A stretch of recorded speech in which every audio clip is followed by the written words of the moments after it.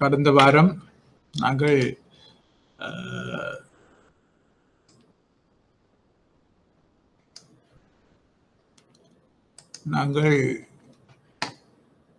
வர்த்தக வங்கியலை பற்றி படித்துக் கொண்டிருந்தோம். வர்த்தக வங்கியல் ஒரு நிமிடம் பொறுக்க வேண்டும். வர்த்தக வங்கியலை பற்றி படித்துக் கொண்டிருந்தோம், கமர்ஷியல் பேங்கிங் என்று. அதிலே நாங்கள் இடையில் நிப்பாட்டி இருந்தோம். ஆகவே இன்று நாங்கள் அதை தொடர்ந்து பார்ப்போம். அப்ப நாங்கள் முதல் வங்கியை பற்றியான அறிமுகங்களை பார்த்தோம். பிறகு வங்கி தொழிற்பாடுகளை பார்த்தோம். அதில் முக்கியமாக 5 வகைக்கு உள்ளுள்ள விடயங்கள், 5 வகைக்கு புறம்பாக உள்ள விடயங்களை பற்றியும் பார்த்தோம். அப்ப அதுக்கு பிறகு இந்த வைப்பு பணிகளை பற்றி பார்த்து நாங்கள், அதாவது வைப்புகளை பற்றி, முக்கியமான வைப்புகள் வணிக வங்கிகளை பொறுத்த மட்டும் கேள்வி வைப்புகள், அதாவது டிமாண்ட் டிபாசிட் இல்லாட்டா கரண்ட் அக்கௌண்ட்ஸ் என்று சொல்லப்படுகின்ற முக்கியமான டிமாண்ட் டிபாசிட்ஸை பற்றி பார்த்திருந்தோம். அந்த டிமாண்ட் டிபாசிட்ஸ் வணிக வங்கிகளுக்கே உரித்தான ஒரு சிறப்பியல்பு. வேறொரு வங்கியிலை, அதாவது உத்தரவு பெற்ற சிறப்பியல்பு வாய்ந்த வங்கிகள்ல இதை நாங்கள் வச்சுக்கொள்ள இயலாது. ஆகவே இதுல மட்டும்தான் நாங்கள் அந்த சிறப்பியல்பை பார்த்துக்கொள்ளலாம். அப்ப அந்த கேள்வி வைப்பு என்றால் என்ன, அது எவ்வாறு தொழிற்படுகின்றது, மற்றது அதில் உள்ள சிறப்பியல்புகள், அதாவது காசோலை வழங்கி காசோலை மூலமான கொடுக்கல் வாங்கல்களை மேற்கொள்ளலாம் என்று பார்த்திருந்தோம். அந்த காசோலை என்னென்ன மாதிரி எழுதலாம் என்று பார்த்தோம். பிறகு அந்த காசோலையை எவ்வாறு பயன்படுத்தலாம் என்றும் பார்த்திருந்தோம். அப்ப கரண்ட் அக்கவுண்ட் என்றால் என்ன, ஆனால் அந்த கரண்ட் அக்கவுண்டில் நாங்கள் வைக்கும் வைப்புகளுக்கு வட்டி இல்லை. அப்ப 3 விதமான காசோலை எழுதலாம். காசு காசோலைகள், கேஷ் செக்ஸ் என்று சொல்லப்படுகின்ற காசு காசோலைகள், அக்கவுண்ட் பேயி ஒன்லி, நாட் நெகோஷியபிள் என்ற கொடுக்கல் வாங்கல் செய்ய முடியாத காசோலைகள். அப்ப இந்த காசோலைகள் மூலம் வேண்டப்படுகின்ற எந்த ஒரு சந்தர்ப்பத்திலும் பணத்தை பெற முடியுமானால் இக்கணக்கு கேள்வி வைப்புகள் என்று குறிப்பிடப்படுகின்றன. இக்கணக்களில் குறிப்பிடப்பட்ட குறைந்தபட்ச தொகை ஒன்றை பணிவருத்தல் வேண்டும் என்பதோடு வட்டியும் கிடையாது. அப்ப அடுத்ததாக நாங்கள் சேமிப்பு வைப்புகளை பற்றி பார்த்தோம். அப்ப சேமிப்பு வைப்புகள் என்றால் என்ன, நாங்கள் அதில் இப்ப ஸ்டேட்மெண்ட் பேலன்சஸ் இருக்கின்றது. அதுக்கு முந்தி என்றால் ஒரு புத்தகம் கொடுப்பார்கள், புக் அப்டேட் பண்ணி வைக்கிறது. இது இப்ப ஸ்டேட்மெண்ட் புக்ஸ், ஸ்டேட்மெண்ட் அக்கவுண்ட்ஸ் எல்லாம் இருக்கின்றது, புக்ஸை கொடுக்காமல். அப்ப அதுகளை பற்றியெல்லாம் நாங்கள் பார்த்தோம். அதுக்கப்புறம் நாங்கள் தவணை வைப்புகளை பற்றி பார்த்திருந்தோம். தவணை வைப்புகள் என்னென்ன காலத்துக்குரிய முதிர்ச்சியுடைய தவணை வைப்புகளாக இருக்கும். 3 மாதம், 6 மாதம், 12 மாதம், 24 மாதத்துக்கு இருக்கின்றது, 36 மாதத்துக்கு இருக்கின்றது, 48 மாதங்களுக்கு இருக்கின்றது, 60 மாதங்களுக்கு இருக்கின்றது. அப்ப இப்படியான தவணை வைப்புகள் இருக்கின்றன. உள்ள வைப்புகளுக்குள்ளேயே தவணை வைப்புகளுக்குத்தான் இந்த வங்கிகள் கூடுதலான வட்டி வீதத்தை கொடுக்கும். ஏனென்று சொன்னால் அந்த தவணை வைப்புகளுக்குத்தான் கட்டுப்பாடுகள் கூட. அதாவது நீண்ட காலத்துக்கு அதை பணத்தை வைத்திருக்க வேண்டும். ஒப்பீட்டு ரீதியில சேமிப்பு வைப்புகள் என்றால் ஒரு குறிப்பிட்ட காலத்தோட அந்த பணத்தை எடுத்துடலாம். ஆனா எந்த நேரமும் எடுக்கலாம். ஆனால்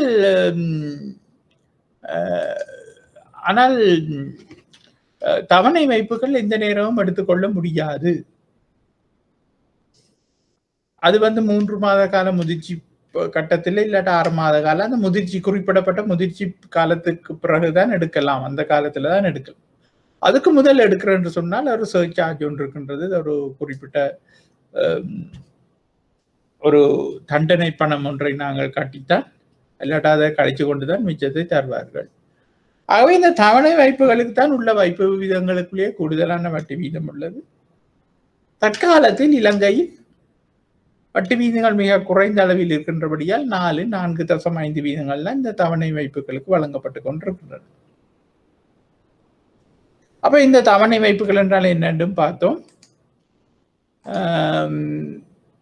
அடுத்தது கொடுகடன் பணி. அப்ப இதுகள் வைப்புகளை ஏற்றுக்கொள்றது. நாங்க சொல்றது இதே டிபாசிட் மொபிலைசேஷன் என்று நாங்கள் சொல்லிக் கொள்வோம். அப்ப வணிக வங்கிகள் ஒரு சைட்ல டிபாசிட் மொபிலைசேஷன் டிபாசிட்களை உள்வாங்கி கொண்டிருக்கின்றன. மக்களை கவர்ச்சிப்படுத்தி நிறைய நிறைய விதமான வைப்பு திட்டங்கள் உள்ளது என்று சொல்லி அதன் மூலமாக வைப்புகளை மொபிலைஸ் பண்றது தான் நாங்கள் அதை ஆங்கிலத்தில் சொல்றோம், வைப்புகளை சேகரிக்கின்றது.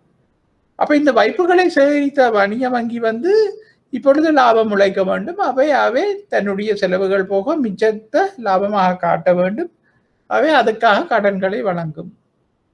கடன்களை வழங்கும் பொழுது அது நீண்ட கால கடனாக இருக்கலாம், நடுத்தர கால கடனாக இருக்கலாம், குறுங்கால கடன்களாக இருக்கலாம்.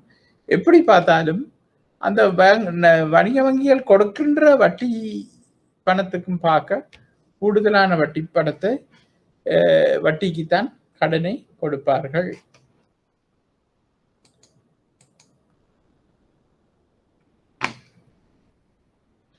அப்ப நாங்கள் அன்றைக்கு பார்த்திருந்தோம் மேலதிக பெற்று வசதியை பற்றி. அப்ப நான் திரும்பவும் சொல்றேன், மேலதிக பெற்று வசதி என்பது என்ன? இந்த கேள்வி வைப்புகள் இல்லாட்ட நடைமுறை கணக்குகளை பேணுபவர்களுக்கு மட்டும் இந்த மேலதிக பெற்று வசதி கிடைக்கக்கூடியதாக இருக்கும். ஏன்னா அந்த ஃபீச்சர்ஸ் அப்படித்தான். அந்த ஃபீச்சர் மேலதிக பெற்ற வசதியை கொடுக்கக்கூடியதாகத்தான் இருக்கும் கேள்வி வைப்பு வச்சிருக்கிற ஆக்களுக்கு மட்டும். ஏனென்று சொன்னா கேள்வி வைப்பு வச்சிருக்கிற ஆக்கள் தங்கள்கிட்ட இருக்கிற கேஷ் பேலன்ஸ் தங்கட காசு பணத்திலும் பார்க்க கூடுதலான பணத்தை வங்கியிலிருந்து மீள பெறுவதுதான் மேலதிக பெற்று என்று சொல்லுவோம். உதாரணமாக ஒரு வைப்பாளரிடம் 50,000 ரூபாய் தொகைதான் கேள்வி வைப்பு ஒரு கணக்கிலே இருக்கின்றது என்று சொன்னால் அவருக்கு அன்றைக்கு 1,00,000 ரூபாய் தேவைப்பட்டது என்றால் அவர் 50,000 தான் சட்டப்படி அவரால் பெற்றுக்கொள்ள முடியும். ஆனால் அவர் வங்கியோட கதைச்சு எனக்கு தற்காலிகமாக ஒரு மேலதிக பெற்று தாங்கோ 1,00,000 ரூபாய் எனக்கு அவசரமா தேவைப்படுகின்றது, அப்ப நான் 50,000 தான் இருக்குது என்று மேனேஜர் சொன்னா இல்ல நான் 1,00,000 ரூபாய் தாங்க நான் 2 நாள்ல தந்துடுவேன் என்று சொல்லுகின்றார். அப்போ over the phone manager approve பண்றார். ஏன் அப்படி அப்ரூவ் பண்றார்? அந்த நடைமுறை கணக்க அந்த கணக்கு வைத்திருப்பவர் ஒழுங்காக நேர்மையாக கணக்கை நீண்ட காலத்துக்கு பேணுவராக இருந்தால் அந்த வங்கியின் முகாமையாளருக்கு அந்த வாடிக்கையாளரில் நம்பிக்கை இருக்கும் என்று சொன்னால் அது கட்டாயம் அந்த தற்காலிக மேலதிக பெற்று அவர் அங்கீகரிப்பார். அப்ப அங்க அத அதிகாரத்தை வழங்கின உடனே இவர் என்ன செய்யலாம்னா ஒரு செக் எழுதி 1,00,000 ரூபாய்க்கு செக் எழுதி காசு எடுத்துடலாம், இல்லாட்டா வேற யாருக்கும் கொடுத்து செக்கை கொடுத்து பெற சொல்லலாம். அப்ப இப்படியான சந்தர்ப்பத்தில் அந்த மேலதிக அந்த வித்தியாசம் 50,000 மேலதிக பெற்றாக காணப்படுகின்றது. அதைத்தான் நாங்கள் மேலதிக பெற்று இல்லாட்டா ஓவர் டிராஃப்ட் என்று சொல்லுகின்றோம். அப்ப இவர் தற்காலிகமாக ஓவர் த போன் இவர் கேட்டபடியா நாங்கள் சொல்றது தற்காலிக மேலதிக பெற்று டெம்பரரி ஓவர் டிராஃப்ட். அப்ப சொல்லுவோம் இவர் 2 நாள்ல அந்த பணத்தை திருப்பி கட்டிட்டார், அதாவது வங்கியில வச்சா சரி அந்த காசு கழிபற்றும். அப்ப 2 நாளுக்கு தான் அந்த கடன் கொடுக்கப்படுகின்றது, ஒரு பிணையும் இல்லை ஒன்றும் இல்லை, நம்பிக்கையின் அடிப்படையில் கொடுக்கப்படுகின்றது. அப்ப அப்படி கொடுக்கப்படும் பொழுது அதற்குரிய வட்டியை நாங்கள் பார்க்க வேண்டும். அப்ப அதற்குரிய வட்டி என்ன மாதிரி இருக்கும் என்று சொன்னால் இது ஹைலி ரிஸ்க். வங்கியை பொறுத்த மட்டும் இது ஒரு மிகவும் இடர்நேர்வான ஒரு கடன். ஆகவே மிகவும் அதிகமான வட்டி வீதத்தில் வட்டியை சார்ஜ் பண்ணுவார்கள்.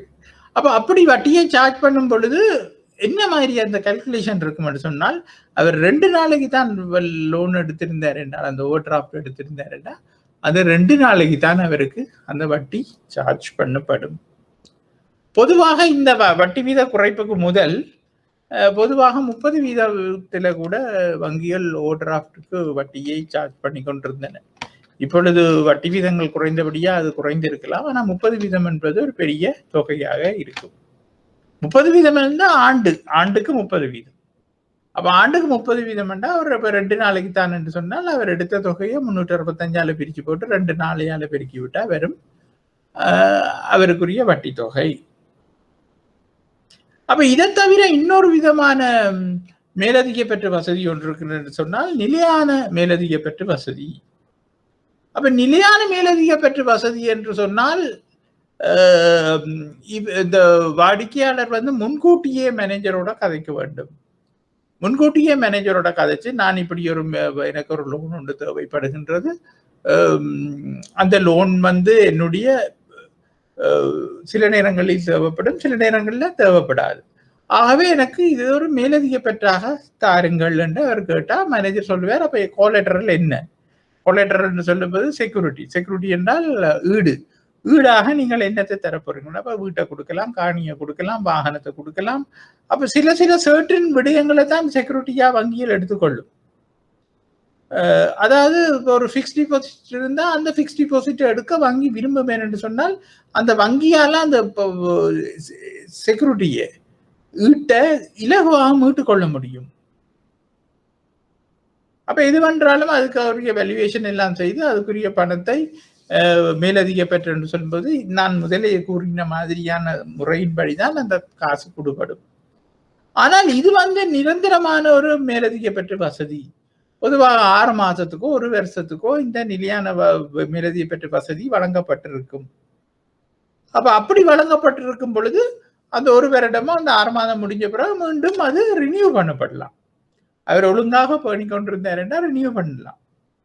அப்ப இங்க இந்த நிலையான மேலதிக பெற்ற என்பது ஒரு நிரந்தரமாக அந்த வசதி வழங்கப்பட்டிருக்கும். நாங்கள் நினைச்ச நேரம் அந்த மேலதிக பெற்ற ஏற்படுத்தி கொள்ளலாம், இல்லாட்டா நிரந்தரமாகவே அதை மேலதிக பெற்று வச்சுக்கொள்ளலாம். உதாரணமாக 1 மில்லியனுக்கு மேலதிக பெற்ற வசதி அந்த கணக்குல நாங்கள் நிரந்தரமாக எடுத்திருப்போமா இருந்தால் அது 5 மில்லியன் எடுத்திருந்தாலும் அது ஓவர் டிராப் தான். 5 லட்சம் எடுத்திருந்தாலும் ஓவர் டிராப் தான், 8 லட்சம் எடுத்திருந்தாலும் ஓவர் டிராப் தான், 2 லட்சம் எடுத்திருந்தாலும் ஓவர் டிராப் தான். அப்ப இந்த 10 லட்சம் மட்டும் போகலாம் என்பதை ஒழிய நாங்கள் 1 லட்சமும் எடுத்துட்டு இருக்கலாம். எங்கள்கிட்ட தேவைக்கு ஏற்ற மாதிரி அதுகளை நாங்கள் எடுத்து போட்டு விடுவோம். அப்ப இதுக்குரிய வட்டியும் நான் சொன்ன மாதிரி நாள் கணக்குல தான், பெற்றப்பட்ட தொகையும் பெற்றப்பட்ட நாட்களுக்கும் தான் அந்த வட்டி அறவிடப்பட்டு கொண்டிருக்கும். அப்ப இதுல இன்னொரு பிரச்சனை என்னென்று சொன்னால், இந்த வட்டி வந்து தற்காலிக மேலதிக பெற்று வசதிகள் உடைய கணக்கிலும் பார்க்க வட்டி வீதம் குறைவாக இருக்கும். ஏனென்று சொன்னால் ஈடு கொடுக்கப்பட்டுள்ளது. மற்றது முன்கூட்டியே முன்னறிவித்தல் செய்து ப்ராப்பர் டாக்குமெண்ட்ஸோட இந்த மேலதிக பெற்று வசதி பெறப்பட்டுள்ளது. ஆகவே இது வந்து ஒரு கடனுக்குரிய, உதாரணமா நான் சொன்னேன் முதல் 30% கிட்ட இந்த கடன் இருந்திருக்கலாம் என்று. 30% கிட்ட இருந்த தற்காலிக மேலதிக பெற்ற வசதிக்கு வட்டி 30% இருக்கும் பொழுது சாதாரண நிலையான மேலதிக பெற்றுக்குரிய வட்டி பெரும்பாலும் ஒரு 18% அப்படித்தான் இருந்திருக்கும். இதெல்லாம் நான் சொல்றது வட்டி வீத குறைப்புக்கு முதலே. அப்ப வட்டி வீத குறைப்புக்கு பிறகு இது இன்னும் குறைவாக இருந்திருக்கும். அப்ப நிலையான மேலதிக பெற்று என்பது இதுதான். அப்ப முக்கியமாக நீங்கள் கேட்கலாம், இது என்ன, இது நிலையான மேலதிக பெற்று வசதி கொண்டு ஒரு ஆள் இவ்வளவு வீடு கொடுத்து எடுத்து போட்டு சில நேரங்கள்ல தான் அந்த காசை எடுக்கிறார், சில நேரங்கள்ல அந்த கடன் எடுக்கிறாரு இல்லை, அந்த காசை எடுக்கிறாரு இல்லையன்னா இந்த மேலதிக பெற்று வசதி என்னத்துக்கு கொடுக்கிறன்னு சொன்னால் சில வியாபாரங்கள்ட ஒர்க்கிங் கேபிட்டல் ப்ராப்ளம்ஸுக்கு. அப்ப ஒர்க்கிங் கேபிட்டல் ப்ராப்ளம்ஸ் என்பது ஒரு மாசத்துல ஒவ்வொரு நாளும் இருந்தாலும் அந்த தொகை வந்து எப்பவுமே மைனஸா இருக்கணும், அதாவது ஓவர் ட்ரானா இருக்கணும் இல்லை. சில நேரங்கள்ல 2-3 நாளைக்கு எங்களுக்கு கூட காசு வந்திருந்தா அதை நாங்கள் அந்த அக்கௌண்ட்ல போடுவோம், அப்ப காசு கூடி இருக்கும். அதே மாதிரி நாங்களுக்கு தேவையான நேரம் அந்த ஓவர் டிராப் லிமிட்டோட சேர்த்து நாங்கள் அந்த காசை எடுப்போம், அவ்வளவுதான். ஆகவே இந்த மேலதிக பெற்ற வசதி என்பது பெரும்பாலும் வழங்கப்படுவது வந்து இந்த தொழில் முயற்சிகளுக்கு, தொழிலாண்மைகளுக்குரிய தொழிற்படு மூலதன பிரச்சனைக்காக, தொழிற்படு மூலதன பிரச்சனைகளை வழங்குவதாகத்தான், தீர்வு வழங்குவதாகத்தான் இந்த மேலதிக பெற்ற வசதிகள் வழங்கப்பட்டுள்ளன. அதுல தற்காலிக மேலதிக பெற்ற வசதியும் இருக்கின்றது, நிலையான மேலதிக பெற்ற வசதியும் உள்ளது. அப்ப நானே இவ்வளவு நேரம் இந்த இதை வழங்கி சொல்லிக் கொண்டிருக்கிறேன் சொன்னால் இந்த மேலதிக பெற்று என்பது இந்த வங்கியியல முதல் முறையா படிக்கிறாக்களுக்கு ஒரு புது விடயமாக இருக்கும். அதாவது வங்கியல்ல வேலை செய்யாமலும் வங்கியில முதல் படிக்கிற, அதாவது இப்ப இன்டர்மீடியட் லெவல்ல வேற எங்கேயும் இதை படிக்காம படிக்கிறாக்களுக்கு இது ஒரு புது விதமான கடன் வசதி. அதனாலதான் இந்த மேலதிக பெற்ற பற்றி நான் இவ்வளவு தூரம் சொல்லுகின்றேன். அப்ப அடுத்து வந்தது என்ன சொன்னால் தவணை கடன்கள். தவணை கடன்களை இந்த வங்கிகள் வழங்கும். அப்ப தொழில் முயற்சிகளுக்கு, பெரிய தொழில் முயற்சிகளுக்கு, சிறிய தொழில் முயற்சிகளுக்கு, இல்லாட்டா தனிப்பட்டவர்களுக்கு பல விதமான வெரைட்டிஸ் இருக்கின்றது இந்த டேர்ம் லோன்ஸ். ஆனா பொதுவாக இந்த டேர்ம் லோன் என்பது அது ஒரு தவணை முறையில திருப்பி செலுத்துற ஒரு கடனாகத்தான் இருக்கும். வீட்டுக்கடன், முக்கியமாக வீட்டுக்கடன் இருக்கின்றது. மற்றது 3 வருட, 5 வருட, 10 வருட கடன்கள் உள்ளன. அப்ப இந்த கடன்கள் என்ன மாதிரி என்று சொன்னால் லம்சம்மா அமௌண்ட் தரப்படும். அதுக்கு பிறகு நீங்கள் மாசம் ஒரு குறிப்பிட்ட தொகையை, ஒரே மாதிரி குறிப்பிட்ட தொகையை கட்டி கொண்டு போய் கட்டி முடிக்கணும். உதாரணமா 3 வருஷ லோன், 10 வருஷ லோன், அது கட்டி முடிக்கணும். அப்படி அந்த கட்டப்படுகின்ற அந்த தவணை கொடுப்பனவுல மூலதனமும் அந்த கடனை வாங்கியதற்குரிய வட்டியும் அடங்கி இருக்கும். மூலதனமும் அந்த கடனை வாங்கியதற்குரிய வட்டியும் அடங்கி இருக்கும். அப்ப முதலே வாடிக்கையாளர் போய் கடனை கேட்கும் பொழுது வங்கி அதை சொல்லிடும், இத்தனை வீத வட்டியில, 15% வட்டியில நான் உங்களுக்கு இத்தனை லட்சம், 10 லட்சத்தை தாரேன். அப்போ 3 வருஷத்துக்கு சொன்னா 36 மாதத்துக்கு நீங்க இதை கட்டணும். 36 மாதத்துக்கும் நீங்கள் இவ்வளவு கட்டணும் என்று அவையில் சொல்லும் பொழுது அதுக்குள்ள இந்த வட்டியும் அடங்கி விட்டது. அப்ப எங்களுக்கு வேணும் சிம்பிளா அந்த 36 மாதம் அதை கட்டி முடிய, வட்டியும் கட்டி முடிய சரியா இருக்கும். அதை வங்கி தன்னுடைய வட்டியை வருமானமாக காட்டிக்கொள்ளும். அப்ப இதைத்தான் நாங்கள் தவணை கடன்கள் என்று சொல்றோம். இதுல சிறப்பான கடன்கள் வீட்டு கடன்கள், வீடு கட்டுவதற்கு கொடுக்கின்ற கடன்கள் 15 வருடம், 20 வருட கடன்களும் இதுக்குள்ள உள்ளன. அப்ப பாப்போம், பொதுவாக மாத தவணைகளின் மூலம் செலுத்தும் பொருட்டு வழங்கப்படுகின்ற கடன் தொகை தவணை கடனாகும். பொதுவாக மாத தவணைகளின் மூலம் செலுத்தும் பொருட்டு வழங்கப்படுகின்ற கடன் தொகை தவணை கடனாகும்.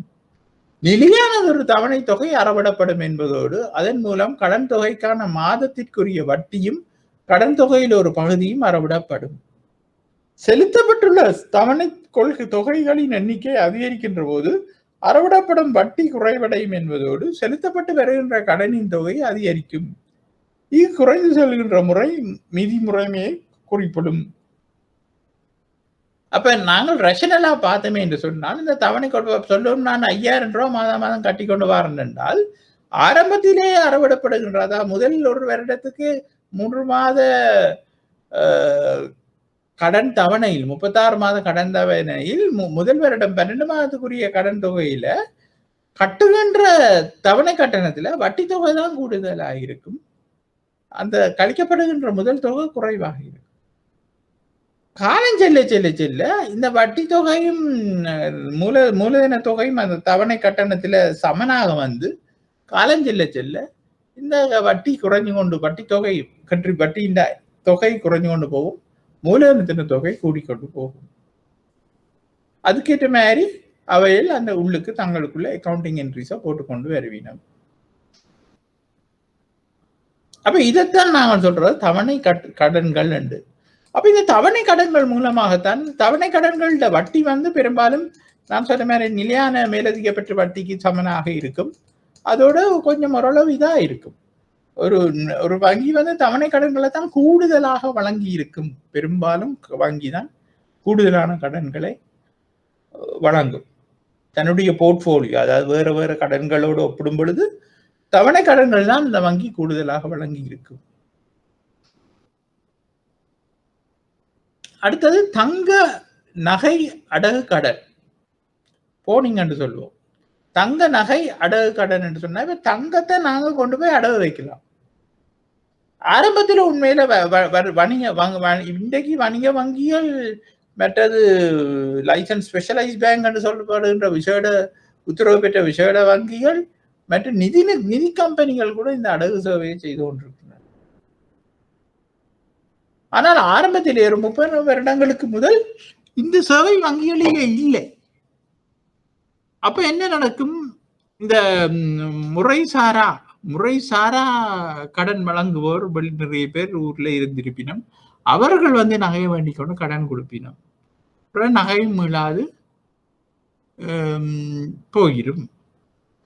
அப்ப அது எல்லாம் ரீசனபிளாக நடக்கவில்லை. உதாரணமாக ஒரு நகையை கொடுத்தா 80% 90% கடனை கொடுக்க மாட்டேன், நம்ம 50% 40% கடனை கொடுத்து போட்டு பெரிய நிறைய கூடுதலான வட்டி வீதங்கள் அதுகள் இருக்கும்.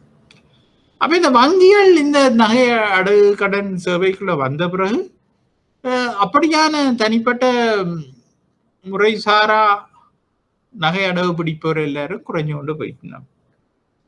அப்ப இந்த நகை அடகு கடன் பிடித்தலுக்கு நாங்க வங்கிகள்கிட்ட போக வங்கிகள் என்ன செய்கிறன்னு சொன்னால் நியாயமான வட்டி வீதத்துக்கு எங்களுக்கு கடனை தரீனம் அந்த நகையை வச்சுக்கொண்டு, அந்த நகையை வச்சுக்கொண்டு அவையில் அதுல 80% 70% எங்களுக்கு கடன் தருவீனம். அது ஒரு ரீசனபிளான வட்டி வீதமாக இருக்கும். வணிக வங்கிகள், முக்கியமா வணிக வங்கிகள் இல்லாட்டா விசேட உத்தரவு பெற்ற வங்கிகள் இந்த நகை அடகு கடனை செய்யும் பொழுது, அப்ப உண்மையின்படி பிரபல்யமான வங்கிகளாக இருப்பதால, இந்த வங்கிகள் எல்லாம் மத்திய வங்கியில பதிவு செய்யப்பட்ட வங்கிகளாக இருப்பதால இவையெல்லாம் கௌரவமான நடவடிக்கையில நடத்தையில் ஈடுபடுகின்றபடியால் அவர்கள் நாங்கள் அந்த ஈடாக கொடுக்கின்ற நகைகளுக்கு எந்தவித பாதிப்பு பங்கம் ஒன்றும் நடக்காது, பாதுகாப்பா இருக்கு 100%.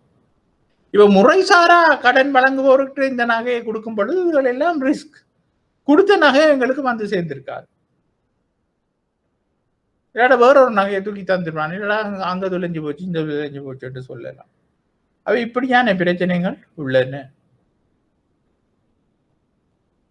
அப்ப இந்த நகை அடகு கடனை வங்கிகள் கொடுக்க துவங்கினதால பொதுமக்களுக்கு மற்றது கஷ்டப்பட்ட சனங்களுக்கு முக்கியமாக விவசாயம் மாதிரியான பருவகால பயிற்சிகள் பருவகால வேலைகள்ல ஈடுபடுற ஆட்களுக்கு கடன்கள் தேவைப்படும் பொழுது இது மிகவும் உதவியாக இருக்கின்றது. ஏன் நான் இப்படி பருவகால கடன்கள் என்று கூறுகின்றேன் என்றால், ஒரு சீசனுக்கு தான் அறுவடை, 6 மாதம் 3 மாதத்துக்கு அறுவடை செய்து எல்லாம் செய்து பயிர் செய்து எல்லா செலவுகளும் செய்த பிறகு அறுவடை எடுத்துத்தான் கடன் அடைக்கலாம். அப்ப அப்படியான நேரத்தில் நகை அடகு வைத்து எடுத்து அந்த செலவுகளை பயிற்சிகை செலவுகளை செய்து போட்டு வார வருமானத்துல அறுவடை நேரத்துல ஒரு ரெடியா போய் நகையை மீட்கலாம். அப்ப அப்படி மீட்கும் பொழுது எங்கட நகைகள் பக்குவமாக இருக்கும், பாதுகாப்பாக இருக்கும். வணிக வங்கியில் நான் சொன்ன மாதிரி கௌரவமாக இருப்பதால் அவர்கள் இதை கவனமாக எங்களுக்கு செய்து தருவார்கள். அப்ப இது ஒன் ஆஃப் த ஸ்பெஷாலிட்டி இல்லாட்டா ஸ்பெஷல் ஃபீச்சர் என்று சொல்லலாம். எங்களுக்கு இந்த வங்கிகள் இந்த வேலையை பொதுமக்களுக்கு செய்ய துவங்கின பிறகு எவ்வளவோ நன்மைகளை காணக்கூடியதாக இருந்தது. நகை அடவு கடன்களும் வழங்குவதும் கூடுதலாக அமைந்து காணப்பட்டது. அப்ப இன்னும் இதுக்குள்ள நிறைய வசதிகள் இருக்கின்றது. என்னன்னு சொன்னால், நாங்க நினைச்ச நேரம் போய் கொஞ்சம் காசை கொடுக்கலாம், அந்த காசு வட்டி காசாகவும் இருக்கும். உதாரணத்துக்கு 1 வருஷத்துக்கு தான் நாங்கள் பொதுவாக ஒரு நகையை அடகு வச்சா 1 வருஷத்துக்கு திரும்பி போக தேவையில்லை. வருஷம் முடியும் பொழுதுதான் அவர்கள் எங்களுக்கு கடிதம் போடுவார்கள், இந்த நீங்க நாங்க தந்த காசோட இவ்வளவு வட்டியும் இருக்குது எடுங்க. ஆனால் நாங்கள் நினைச்ச எங்களுக்கு ஞாபகம் இருக்கும் பொழுது எங்களுக்கு காசு கிடைக்கும் பொழுது ஒரு போர்ஷன் பகுதி அளவில் கட்டி அதை முடிக்கலாம். அப்படி எங்களுக்கு தேவையான ஒரு வருடம் முடிந்த பிறகு போய் ரினியூ பண்ணிக்கொள்ளும் செய்யலாம். அப்ப இப்படியான வசதிகள் எல்லாம் இருக்கின்றன. ஆனால் இப்ப நிதி கம்பெனிகள்ல இந்த நகை அடகு கடன் சேவையை நாங்கள் பார்க்கும் பொழுது இந்த நிதி கம்பெனிகள்ட வட்டி வீதங்கள் கொஞ்சம் கூடுதலாக இருக்கும். அப்ப நிதி கம்பெனிகள் என்னென்று வணிக வங்கிகளோட போட்டி போடுகின்றன சொன்னால், இந்த பாமர மக்கள், அறியா மக்கள், கிராமத்து இதுகளில் இருக்கிற மக்கள்கிட்ட சொல்றது இப்ப ஒரு வணிக வங்கி தன்னுடைய சேஃபுக்காக சொல்லுவோம், ஒரு நகையில இப்ப நாங்கள் ஒரு பவுன் நகையை நாங்கள் எடுத்து 50,000 ரூபான்னு சொல்லுவோம். ஒரு பவுன் நகை இன்றைக்கு 1 லட்சம் சொல்லுவோமே, 1 லட்சம் ரூபாயா போயிட்டு வணிகள் தங்களுடைய பாதுகாப்பு நோக்கம் கருதி அதுல 80,000த்துக்கு தான் நாங்கள் கடன் தருவோம் என்று சொல்லுவீங்க. ஏன்னு சொன்னா வணிக வங்கிகள் பயப்படும், நாளைக்கு 1 லட்சம் ரூபாய்க்கு அந்த நகையை எடுத்துக்கொண்டு நாங்கள் 1 லட்சம் ரூபாயும் கொடுத்தோம் என்றால் நாளைக்கு சந்தையில் அந்த தங்கத்தின் விலை குறைஞ்சது என்றால் நகையின் விலைகளும் குறைஞ்சிடும். அப்ப இந்த நிதி கம்பெனிகள் என்ன செய்யணும் என்று சொன்னால் போட்டி போட வேண்டி இருக்கிறபடியா போட்டி போடுவதற்காக சொல்லினா நாங்கள் 90% உங்களுக்கு கடன் தருவோம். அப்ப இந்த பாமர மக்கள் அந்த அறியாமை காரணமாக ஏமாந்து போயினோம். 90% தெரியணும், கூட காசு தெரியணும், ஒரு பவுனுக்கு நாங்கள் போவோம். அப்ப போகும்போது ஒப்பீட்டு ரீதியில வணிக வங்கிகளோட ஒப்பிடும் பொழுது இந்த நிதி கம்பெனிகள்ல வட்டி வீதம் கூடுதலாக இருக்கு. சொல்லுவோம் இன்றைக்கு 14% வர்த்தக வங்கிகள் சார்ஜ் பண்ணி கொண்டிருக்கா 22% இந்த நிதி கம்பெனிகள் நகையளவுக்காக சார்ஜ் பண்ணுவீங்க. அது தவிர அதை சொல்ல மாட்டினோம். ஆனால் நாங்க உள்ளுக்கு போன பிறகு அந்த ஃபீஸ் இந்த ஃபீஸ் அது ஒரு வீதம் இது 2 வீதம் சொல்லி எல்லாம் கழிச்சிருவாங்க.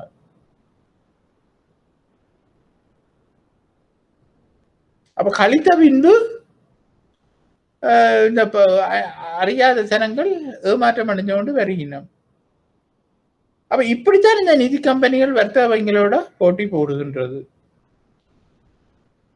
அப்ப அது நகை அடகு கடன். அடுத்தது நாங்கள் பார்ப்போம் தங்க பவுன்களை அடகு வைத்துக் கொண்டு வழங்கப்படுகின்ற கடனாகும். இக்கடனை 1 வருடத்தினுள் மீளச் செலுத்துதல் வேண்டும் என்பதோடு தவறவிடப்படுகின்ற கடன்கள் குறிப்பிட்ட தங்க நகைகளை ஏலத்தில் விற்பனை செய்வதன் மூலம் அறவிடப்படும். அப்ப தவறவிடப்பட ஒருத்தர் அந்த 1 வருஷத்துக்குள்ள கடன் அடைக்கலைன்னு சொன்னா அந்த நகைகள் ஏலத்துக்கு போய் பிறகு அந்த ஏலத்தில் அந்த வங்கிகள் வித்து அந்த காசை எடுத்துடும், கடனை அடைச்சிடும்.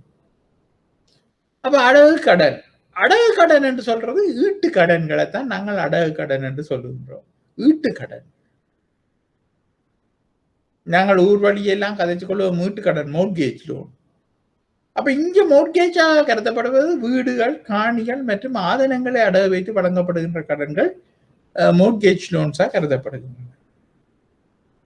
அப்ப இந்த மோர்கேஜ் லோன்ஸ் என்றது வீட்டை நாங்கள் இதை வச்சுக்கொண்டு எந்த மாதிரி கடனும் கொடுக்கலாம். வீடு கட்டுவதற்கும் கடனை கொடுக்கலாம், காணிகள் எடுத்துக்கொண்டு பிசினஸ் செய்யறதுக்கும் கடனை கொடுக்கலாம், பிசினஸ்ல ஒரு கட்டடத்தை கட்டுறதுக்கும் கடனை கொடுக்கலாம், ஏதோ ஒரு வகையில நாங்கள் அந்த கடனை கொடுக்கலாம்.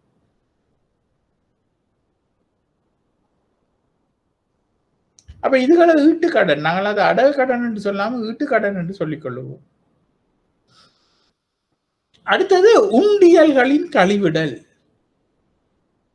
உண்டியல்களின் கழிவிடல் என்றால் என்ன? அப்ப வர்த்தக உண்டியல்களை அல்லது கொடுக்கல் வாங்கல் செய்யக்கூடிய பிணையங்களை கொள்வனவு செய்து, அது திருத்தி கொண்டு வந்த தமிழ, கொள்வனவு செய்து பணத்தை வழங்குவதாகும். கழிவிடல் என்பது உண்டியலின் பெறுமதியை விட குறைஞ்ச தொகை பணத்தை வழங்குவதாகும். அப்ப இன்றைக்கு பெரும்பாலும் லோக்கல் உண்டியல்கள் என்பதெல்லாம் குறைந்து விட்டது. உண்டியல் என்றது ஒரு பில், ஒரு சர்டிபிகேட் மாதிரியானது ஒன்று. நான் இந்த தேதியில் இவ்வளவு தொகை காசை உங்களுக்கு இத்தனை வித வட்டியில் தருவேன் என்று சொல்லி ஒரு ஆளுக்கு ஒரு சர்டிபிகேட் மாதிரி ஒன்று எழுதி கொடுத்து போட்டு காசை வேண்டுறது. அப்ப அந்த உண்டியல் அப்ப ஒரு பிற்போடப்பட்ட ஒரு பணப்பெறுமதியாக மாறிடும். அப்ப அந்த உண்டியலை 3 மாதத்துக்கு பிறகு 6 மாதத்துக்கு பிறகு அவர் காசை தந்து அதை வேண்டுவார் என்று சொன்னால் அதன்படி அந்த 3 மாதத்துக்கு பிறகு 6 மாதத்துக்கு அந்த காசை தந்து போட்டு அந்த உண்டியலை மீட்டெடுத்தாருன்னா அது விலை விழுந்து போயிடும், காசு கடனும் கொடுப்பட்டுடும். அப்ப இந்த கடனை உண்டியலை வேண்டுறவர், கடனை கொடுத்து போட்டு உண்டியலை வேண்டுறவருக்கு காசு சிக்கலாக இருக்கும். அப்ப அவர் என்ன செய்வார் என்று சொன்னால் அவர் வங்கியில கொண்டு போய் அந்த உண்டியலை கொடுத்து கழிவிடலாம். அதாவது வங்கி முதலே அந்த வட்டி காசை கணக்கிட்டு கழிச்சு போட்டுதான் உண்டியல் மிச்ச தொகையை கொடுக்கும். அப்ப வங்கி அந்த உண்டியல் பத்திரத்தை வச்சுக்கொள்ளும். அந்த கால முடிவில அந்த காசை கட்டுபவர் உண்டியலுக்குரிய காசை வங்கியில கட்டினாதான் வங்கி அந்த உண்டியலை திருப்பி கொடுக்கும். அப்ப இது ஒரு சட்ட ரீதியான ஒரு டாக்குமெண்ட். இந்த இதுல ஏதாவது கொடுக்கல் வாங்கல்கள் தவறும் பட்சத்துல வழக்கு தாக்கல் செய்யக்கூடிய தகுதிகள் எல்லாம் இருக்கின்றன. அப்ப அந்த உண்டியல்கள் என்பது இப்பொழுது பெரும்பாலும் ஏற்றுமதி இறக்குமதியில் பாவிக்கப்படுகின்றது. உதாரணமாக ஏற்றுமதி பத்திரம், இறக்குமதி பத்திரம் என்ற எல்சி, லெட்டர் ஆஃப் கிரெடிட் என்று சொல்லப்படுகின்ற எல்சி எல்லாம் இறக்குமதி செய்யும் போது ஓபன் பண்ணும் பொழுது ஏற்றுமதியாளன் இந்த உண்டியலையும் அனுப்புவான் இறக்குமதியாளனிடம். அப்ப இறக்குமதியாளன் அதை சைன் பண்ணின உடனே வங்கி வந்து ஏற்றுமதியாளனுக்கு அதை கழிவு செய்து அந்த உண்டியலுக்குரிய பணத்தை கொடுக்கும். குறிப்பிட்ட கால முடிவில் 90 நாளோ 60 நாளோ 30 நாள் முடிவில் இறக்குமதியாளன் அந்த உண்டியலுக்குரிய காசை கட்டினால் அந்த உண்டியல் வலுவிழந்து போகும். இல்லாவிட்டால் தவறும் பட்சத்தில் இது சட்ட ரீதியான நடவடிக்கைகளை எடுப்பதற்கு ஒரு ஆதாரமாக அமைந்து காணப்படும். அப்ப தவணை குத்தகை கடன்கள், குத்தகை கடன் என்று சொல்றோம். தவணை குத்தகை கடனை டேர்ம் லீசிங் லோன்ஸ் என்று நாங்கள் சொல்லிக் கொள்கின்றோம். அப்ப டேர்ம் லீசிங் லோன் என்பது இந்த காலத்துல மோட்டார் வாகனங்களை வாங்குறதுக்கு தான் நாங்கள் கூடுதலாக லீசிங் லோன்ஸை நாங்கள் கவனத்துல கொண்டிருக்கின்றோம். அப்ப மோட்டார் வாகனங்கள், மோட்டார் சைக்கிள்கள் அதுகளைத்தான் குத்தகைக்கு இல்லாட்டா லீசிங் லோனாக கூடுதலாக இலங்கையில் வழங்கப்பட்டு கொண்டிருக்கிறது. அது தவிர நாங்கள் வேற வீட்டுல பாவிக்கக்கூடிய சாமான்கள் ஏதாவது அலுமாரி, வாஷிங் மிஷின் அதுகளை நாங்கள் குத்தகைக்கு வேண்டக்கூடியதாக இருக்கும். ஆனால் நடைமுறையில் இப்ப இல்லை, முந்தி இருந்தது. இப்ப எல்லாம் கிரெடிட் கார்டுகள் வந்து கிரெடிட் கார்டுன்ற இதுக்கு மந்த்லி இன்ஸ்டால்மெண்ட் ஸ்கீமுகள் எல்லாம் வந்தபடியால இப்பொழுது அந்த எலக்ட்ரானிக் ஐட்டம்ஸ், கம்ப்யூட்டர்ஸ் அதுகள் எல்லாம் இப்படி குத்தகைக்கு வாங்குவதை நிறுத்தியாச்சு. ஆனால் இப்பொழுது பெரும்பாலும் மோட்டார் சைக்கிள்கள், மோட்டார் கார்களை தான் லீஸுக்கு நாங்கள் வேண்டிக் கொண்டிருக்கின்றோம். அப்ப வங்கி, அந்த லீஸ் வங்கி நிதி கம்பெனிகள் தான் கூடுதலாக இதில் ஈடுபட்டு இருக்கின்றன. நான் போன வகுப்பிலே உங்களுக்கு சொன்ன மாதிரி நிறைய வர்த்தக வங்கிகள் தங்களுக்கென்று வேற சில குத்தகை கம்பெனிகளை, லீசிங் கம்பெனிஸை துவங்கி அதன் மூலமாக லீசிங்கை வழங்கி கொண்டிருக்கின்றன. உதாரணமாக பீப்புள்ஸ் பேங்க் வந்து பீப்புள்ஸ் லீசிங் கம்பெனி லிமிடெட் என்ற ஒரு கம்பெனியை திறந்து அதன் மூலமாக குத்தகை வேலையை தனியாக செய்கின்றது. கமர்ஷியல் வங்கி வந்து கமர்ஷியல் லீசிங் என்ற ஒரு கம்பெனியை தனியாக திறந்து அதன் மூலம் லீசிங் வேலைகளை செய்கின்றது. அப்ப இப்படியான லீசிங் வேலைகள் முக்கியமாக மோட்டார் வாகனங்களுக்கு தான் இருக்கின்றது. அதுல என்ன நடக்கும் என்று சொன்னால், இந்த ஒரு ஆள் ஒரு மோட்டார் வாகனத்தை வாங்கும் பொழுது ஒரு கம்பெனியில போய் என்னட்ட கையில காசு இல்லை, நான் இந்த மோட்டார் வாகனத்தை புதுசா வேண்ட போறேன் என்று சொன்னால், ஒரு லீசிங் கம்பெனி ஒன்றை அணுகினால் அந்த லீசிங் கம்பெனி வந்து அந்த மோட்டார் வாகனத்தை விற்கும் கம்பெனிக்கு போய் அந்த வாகனத்தை வேண்டி கொடுக்கும். அப்ப இந்த குத்தகை கம்பெனி தான் அந்த காசை, வாங்குற காசை அந்த விற்கிற கார் கம்பெனிக்கு கொடுக்கும். ஆகவே இப்பொழுது மோட்டார் வாகனம் வந்து அந்த லீசிங் கம்பெனியின் பேரில் தான் இருக்கும். ஆனால் அந்த நுகர்வோர், குறிப்பிட்ட நுகர்வோர் வந்து ஒரு வைப்பு பணத்தை செலுத்தி, ஆரம்ப வைப்பு பணமாக ஒரு குறிப்பிட்ட அந்த மொத்த வேல்யூல 20% 30% 40% வச்சு போட்டு மிச்சம் 60% கட்டுவார். உடனே கட்டணும். மிச்சம் 60% 5 வருட கடனோ 4 வருட கடன்களாக பிரிச்சு வட்டியோட சேர்த்து நான் முதல் கதைச்ச மாதிரி ஈக்குவல் இன்ஸ்டால்மெண்ட்ஸ் என்று நாங்கள் சொல்லுவோம். சரியான ஒரே அளவான தவணை வைப்பு கட்டணங்கள் அப்படி 5 வருஷத்துக்கோ 3 வருஷத்துக்கோ கட்டி முடிப்பார். அந்த கடைசி தவணை கட்டணமும் கட்டி முடித்த கையோடு இந்த சொத்து வாகனம் வந்து அந்த நுகர்வோர் கட்டி முடிக்கப்பட்ட நுகர்வோருடைய பேருக்கு மாற்றப்படும் லீசிங் கம்பெனியால. அது மட்டும் அது வந்து லீசிங் கம்பெனியின் பேர்லாம் இருக்கும். அப்ப இப்படி இருக்கும் பொழுது ஒரு தவணையோ 2 தவணையோ 3 தவணையோ கட்டாம விட்டால் அந்த லீசிங் கம்பெனி அந்த நுகர்வோருடன் தேடி சென்று அந்த வாகனத்தை பறிமுதல் செய்கிற வேலைகள்ல ஈடுபடும். உதாரணமா 3 மாதம் மட்டும் பார்க்கும், 3 மாதத்துக்கு பிறகு 6 மாதம் வரை கட்டவில்லை என்று சொன்னால் அப்படியான நிலைகள் ஏற்படும்.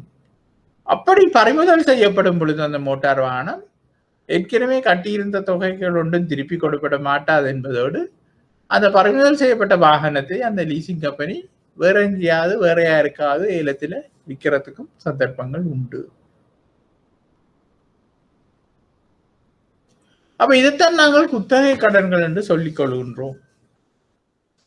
அப்ப குறிப்பிட்ட ஒரு இயந்திரத்தை அல்லது மோட்டார் வாகனத்தை கொள்வனவு செய்வதற்காக வழங்கப்படுகின்ற கடன் இதற்கு உரித்தாகின்றது, இல்லாட்டா இதற்கு பொருத்தமாகின்றது.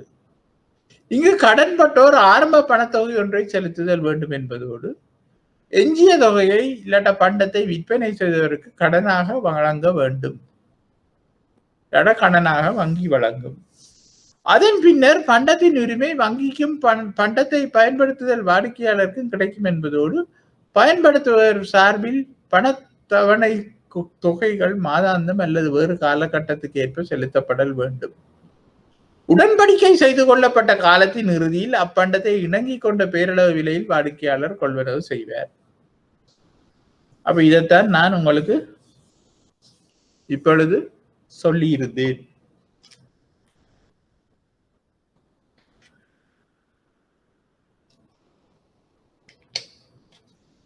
குத்தகை கடன் இல்லாத தவணை கடன் என்று நாங்கள் அதை சொல்லுகின்றோம். தவணை குத்தகை கடன் என்று தான் அதை சொல்றோம். பொதியிடல் கடன் அத நாங்க பாருங்க, பொதியிடல் கடன் இல்ல கடன், பொதியியல் கடன். அப்ப ஏற்றுமதியாளர்கள் தமது ஏற்றுமதி பொருட்கள் கப்பல் ஏற்றும் பொருட்டு தயார் செய்வதற்கு தேவையான செலவை ஈடு செய்வதற்கு வழங்கப்படுகின்ற கடன் இதன் மூலம் கருதப்படுகின்றது. குறிப்பிட்ட ஏற்றுமதி பொருட்கள் கப்பலேற்றப்பட்டதன் பின்னர் கிடைக்கின்ற ஏற்றுமதி உண்டியல்கள் கழிவிடப்படுவதன் மூலம் மேற்படி பொதியிடல் கடன் உண்டியல்கள் பின்னர் கடனாக மாற்றப்படும். அப்ப என்ன நடக்கின்ற பொதியிடல், அதாவது பேக்கிங் கிரெடிட் லோன்ஸ் என்று நாங்கள் சொல்லுவோம். பேக்கிங் கிரெடிட் லோன்ஸ் என்பது ஏற்றுமதியாளர்கள், நான் ஒரு பொருளை ஏற்றுமதி செய்கிறேன் இலங்கையில் இருந்து என்று சொன்னால் நான் என்ன செய்வேன் என்று சொன்னால், எனக்கு பொருட்கள் உற்பத்தி செய்யப்பட்டு கொண்டிருக்கும் பொழுது எனக்கு பண தட்டுப்பாடு ஏற்பட்டு விட்டது. அப்ப நான் வங்கியில போய் பேக்கிங் கிரெடிட் லோன் ஒன்று தருவீங்களா? அப்ப இந்த பேக்கிங் கிரெடிட் லோன் கொடுப்பது அந்த முடிவு பொருட்களை பேக் பண்ணி ஏற்றுமதி செய்வதற்குரிய செலவை ஈடு செய்வதற்குத்தான். ஆனாலும் அதுக்கு முதலும் போய் கேட்கலாம். ஆனால் இதுல உள்ள பிரச்சனை என்னென்றால் பெரும்பாலும் இது ஒரு 3 மாத கடனாகத்தான் இருக்கும். அப்ப இந்த பொருட்களை உற்பத்தி செய்வர்கள் என்ன நடக்குது என்று சொன்னா, உற்பத்தி செய்வர்கள் இந்த ஏற்றுமதியாளன் இந்த வங்கி கடனை கேட்கும் பொழுது இந்த வங்கி இந்த ஏற்றுமதி பொருட்களுக்கு ஈடாகத்தான் பணத்தை கொடுக்கும் கடனை. அப்ப அந்த கடனை எடுத்து வங்கி மேற்பார்வை செய்து கொண்டிருக்கும். அந்த கடனை எடுத்து இவர்கள் பேக்கிங் கிரெடிட் வேலைகளை செய்யணும்.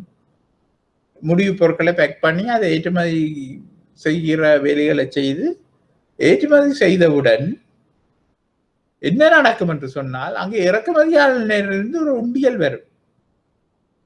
இறக்குமதியாளன் ஒரு உண்டியலை அனுப்புவான் இவர் ஏற்றுமதியாளனுக்கு. ஏற்றுமதியாளன் வங்கியினூடாக இப்படி நான் இந்த பொருட்கள் கிடைத்தவுடன் 30 நாட்களில் பணத்தை தருவேன், நான் இப்ப உங்களுக்கு சொன்ன பில்ஸ் என்று சொல்றது தருவேன் என்று உண்டியலை. அப்ப அந்த வங்கி அந்த உண்டியலை வைத்துக் கொண்டு அதை கழிவிட்டு வச்சிருக்கும்.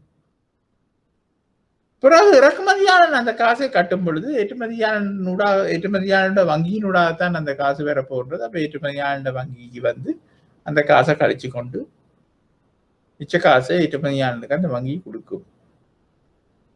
அப்ப இது மாதிரி நிறைய கடன்கள் இருக்கின்றது இந்த ஏற்றுமதி இறக்குமதியில் மட்டும். இறக்குமதி கடன்கள் மட்டும் நிறைய இருக்கின்றது. பிளெட்ஜ் லோன் என்று சொல்லுவார்கள், அதுக்கு சரியான தமிழ் எனக்கு தெரியவில்லை. இறக்குமதி செய்யப்பட்ட பொருட்களையே பிளெட்ஜ் பிணையாக வச்சு கடன் பெறுவான் இறக்குமதியாளன். பிறகு அவன் கொஞ்சம் கொஞ்சமாக அந்த இறக்குமதி செய்யப்பட்ட பொருட்களை ஸ்டோர்ஸில் இருந்து கொஞ்சம் கொஞ்சமா வித்து முடிய அந்த வித்து வார காசில இந்த கடனை அடைக்க வேண்டும். அப்ப அப்படியான விடயங்கள் எல்லாம் நிறைய கடன்கள் உள்ளன. இப்ப நாங்கள் அதுகளை எல்லாத்தையும் இங்க நாங்கள் பார்க்கல. ஆனா இறக்குமதி கடன்கள் என்று நிறைய வெரைட்டிஸ் இருக்கின்றது, ஏற்றுமதி கடன்கள் என்றும் இருக்கின்றன. அப்ப இங்க நாங்கள் முக்கியமா பார்த்து கொண்டிருக்கிறது வங்கியின் விசேடமான முதல் டிபாசிட் மொபிலைசேஷனை பார்த்தோம். இப்போ லெண்டிங் சைட்டை பார்த்து கொண்டிருக்கிறோம், என்ன மாதிரி கடன்கள் கொடுக்கின்றன, என்ன மாதிரி இந்த வங்கி வருமானத்தை ஈட்டி கொண்டிருக்கின்றது. அப்ப இத்தோடு நாங்கள் இந்த கடன்கள் அதை விடயங்களை முடிப்போம். இதுக்குள்ள இன்னும் நிறைய இருந்தாலும் நாங்கள் இப்போது எங்களுக்கு இது ஓரளவு காடு நாங்கள் பாஸ் பேப்பர் செய்யும் போது மிச்சத்தை நாங்கள் பார்த்து கொள்ளலாம். அந்த அளவில் நாங்கள் இதை வச்சுக்கொண்டு இப்ப நாங்கள் ஏனைய பணிகள் வங்கியில் வேற என்ன பணிகள் செய்து என்று பார்ப்போம். அப்ப இந்த ஏனைய பணிகள் என்று சொல்லும்போது வங்கி கட்டணம் ஒன்றை அறவிட்டு வழங்குகின்ற பல பணிகள் உள்ளன. வங்கி கட்டணம் ஒன்றை அறவிட்டு வழங்குகின்ற பல பணிகள் உள்ளன. அதாவது ஒரு கமிஷன் ஒன்றை சார்ஜ் பண்ணும் ஒன்ஸ் இன் ஃபார் ஆல்.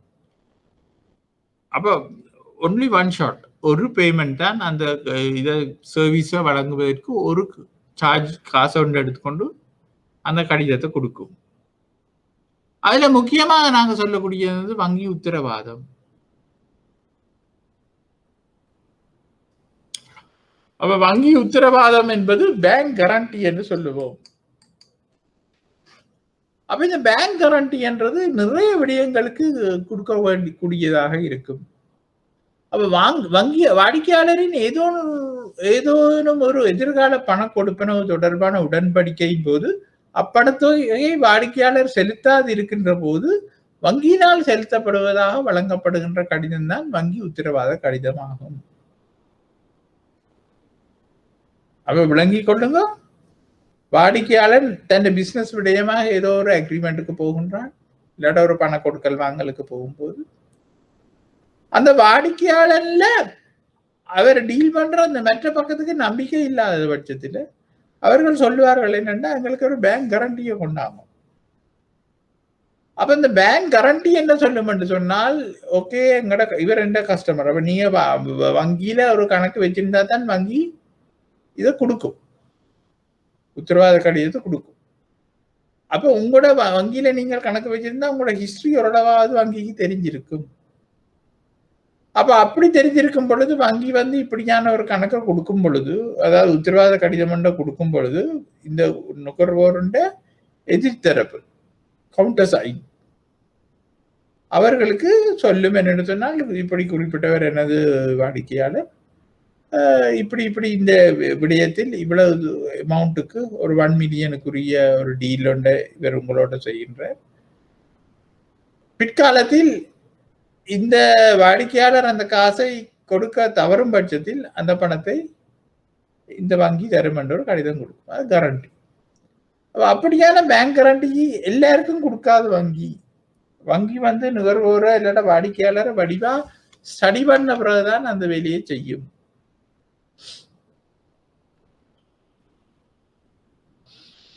அப்படி வழங்கிச்சுன்னு சொன்னால் அந்த உத்தரவாதத்தை மற்ற சைட் நம்பி அவரோட பிசினஸ செய்யும்.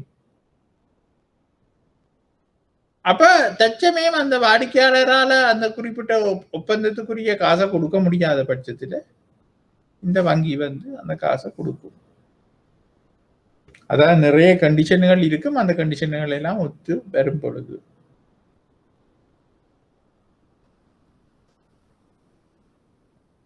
அப்ப இந்த உத்தரவாத கடிதங்கள் நிறைய இருக்கின்றன. பிக் போன்ஸ் சொல்லுவார்கள்.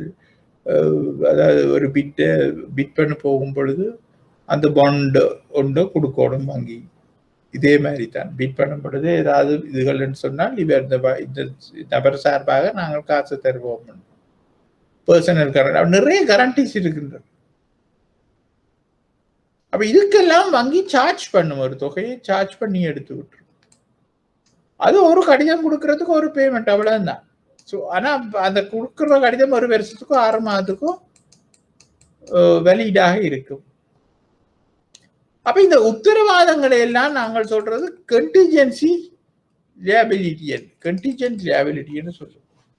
அப்ப இதுகள் எல்லாம் நாங்கள் போன கிளாஸ்ல படிச்ச மாதிரி முதல் வகுப்புல நாங்கள் நாங்கள் படிச்சோம் 5 வகைக்கு புறம்பான விடயங்கள் என்ற ஒரு விடயத்தை படிச்சிருந்தோம். அந்த 5 வகைக்கு புறம்பான விடயங்களுக்குள்ள இது வரும், ஆஃப் பேலன்ஸ் ஷீட் ஐட்டமாக வரும் இந்த கேரண்டிஸ். அப்ப நான் ஒரு கதைக்கு தான் பிட் பாண்ட் சொல்றேன். இப்படி நிறைய பாண்டுகள் இருக்கின்றன, நிறைய கேரண்டிஸ் இருக்கின்றன. அப்ப காப்பக பாதுகாப்பு, அடுத்தது காப்பக பாதுகாப்பு. அப்ப சேஃப்டி லாக்கர்ஸ் என்று நாங்கள் சொல்லிக் கொள்கின்றோம். அப்ப இந்த சேஃப்டி லாக்கர்ஸ் என்றால் என்ன? இப்ப வாடிக்கையாளர், இப்ப ஒரு நுகர்வோர் இருக்கிறார்கள், இல்லாட்டா பொதுமக்கள் இருக்கிறார்கள். அந்த பொதுமக்கள் நிறைய பிரச்சனைகளை ஃபேஸ் பண்ணுவார்கள். அவர்களுடைய பிரியோசனமான ஐட்டம்ஸ் இல்லாட்ட டாக்குமெண்ட்ஸ் இல்லாட்ட நகைகளை வச்சு கொள்றதுக்கு வீட்டுல பயமா இருக்கும், களவு போகும், அப்படி இப்படியான பிரச்சனைகள் இருக்கிறபடியா அந்த டாக்குமெண்ட்ஸ்களையும் வங்கியினுடைய வாடிக்கையாளருடைய மிகவும் பெருமதி வாய்ந்த ஐட்டம்ஸ்களையும் பாதுகாத்து வச்சிருக்கிறதுக்கு. அப்ப இதுக்காக சேஃப்டி லாக்கர்ஸ் அண்ட் ஒரு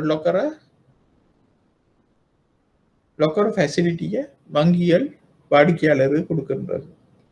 அப்ப அப்படி வங்கிகள் வாடிக்கையாளருக்கு கொடுக்கும்போது அந்த லொக்கர் ஃபெசிலிட்டியில என்ன நடக்கும் என்று சொன்னால், அது ஒரு சின்ன ஒரு பாக்ஸ் ஒன்று இருக்கும், ஸ்டீல் பாக்ஸ் ஒன்று இருக்கும்.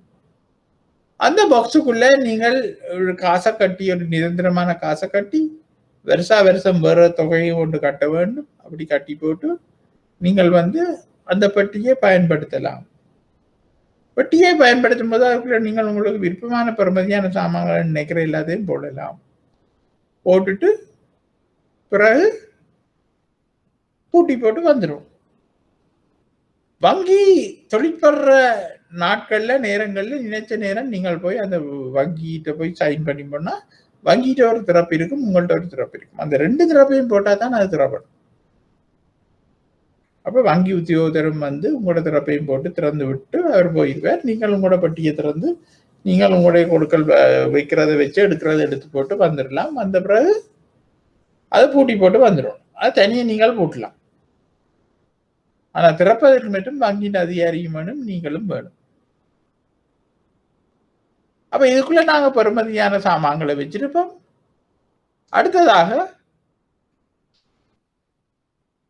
அடுத்ததாக அந்த பெருமதியான சாமான்களை வச்சிருக்கிறபடியால ஒரு குறிப்பிட்ட அனுவல் ரெண்ட் ஒன்று வங்கி சார்ஜ் பண்ணும்.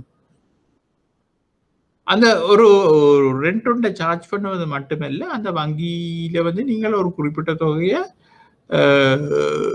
மீள பெற முடியாத வைப்பாக வச்சிருக்க வேண்டும். அதுக்கு வட்டி கிடைக்கும். என்றைக்கு இந்த லொக்கரை நீங்கள் மூடி போட்டு பாருங்களோ அப்பதான் அந்த காசு திரும்பி உங்களுக்கு கிடைக்கும். ஆனால் நாங்கள் லொக்கர் திறக்கிற 1 வருஷத்துக்கோ 2 வருஷத்துக்கோ அல்ல, காலம் பூராக அதை வைத்திருப்பதற்கு தான் அந்த லொக்கரை நாங்கள் திறப்பது.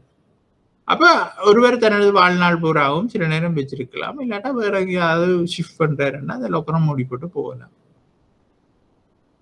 தச்சயம் அந்த லொக்கரை வைத்திருப்பவர் காலம் சென்று விட்டார், இல்லாட்டா ஏதோ ஒரு வகையில தொலைந்து விட்டார். உதாரணமா இந்த சுனாமி நேரங்கள்ல, போராட்ட காலங்கள்ல இவ்வளவு பேர் செத்திருப்பின்னு சொன்னால் அவரது வாரிசுகள், அதாவது அவருடைய நெக்ஸ்ட் ஆஃப் கின் சொல்லுவார்,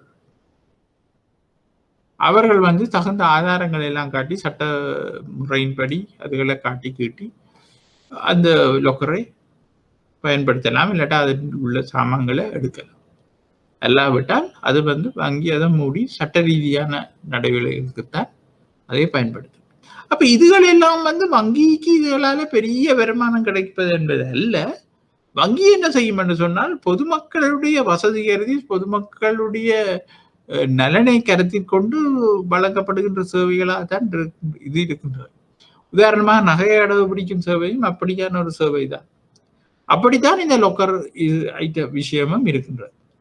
எனக்கு தெரியல, இப்ப நீங்க படிக்கும் மாணவர்கள், நீங்கள் நிறைய பேர் இந்த வங்கியிலே வேலை செய்பவர்களாக இருந்தால் உங்களுக்கு இது தொடர்பான நிறைய அறிவுகள் இருந்திருக்கும். இப்ப நான் சொல்றதுக்காக நிறைய அறிவுகள் இருந்திருக்கும், நீங்கள் அதை ஷேர் பண்ணலாம். அப்படி இல்லாத பட்சத்தில் நான் ஏன் இவ்வளவு கதைக்கின்றேன் என்று சொன்னால், இந்த வங்கி முறைமைகளை பற்றி தெரியாத ஒருவர் படிக்கும் பொழுது இது கட்டாயம் தெரிந்திருக்க வேண்டும். அதே சமயம் இந்த நிதி கம்பெனிகள்ல இப்படியான லொக்க ஃபெசிலிட்டிஸ் இருப்பது குறைவு. அப்ப இந்த நிதி கம்பெனியில இப்படியான லொக்க ஃபெசிலிட்டிஸ் இன்னுமே இல்லை என்று சொன்னால் அதுக்கு முக்கியமான காரணம் இந்த நிதி கம்பெனிகள், வணிக வங்கிகள், மற்ற லைசன்ஸ் ஸ்பெஷலைஸ் பேங்குகள் மாதிரி அந்த தூரத்துக்கு மக்களுடைய நம்பிக்கையை பெற்றுக்கொள்ளவில்லை என்பதுதான் உண்மையான காரணம்.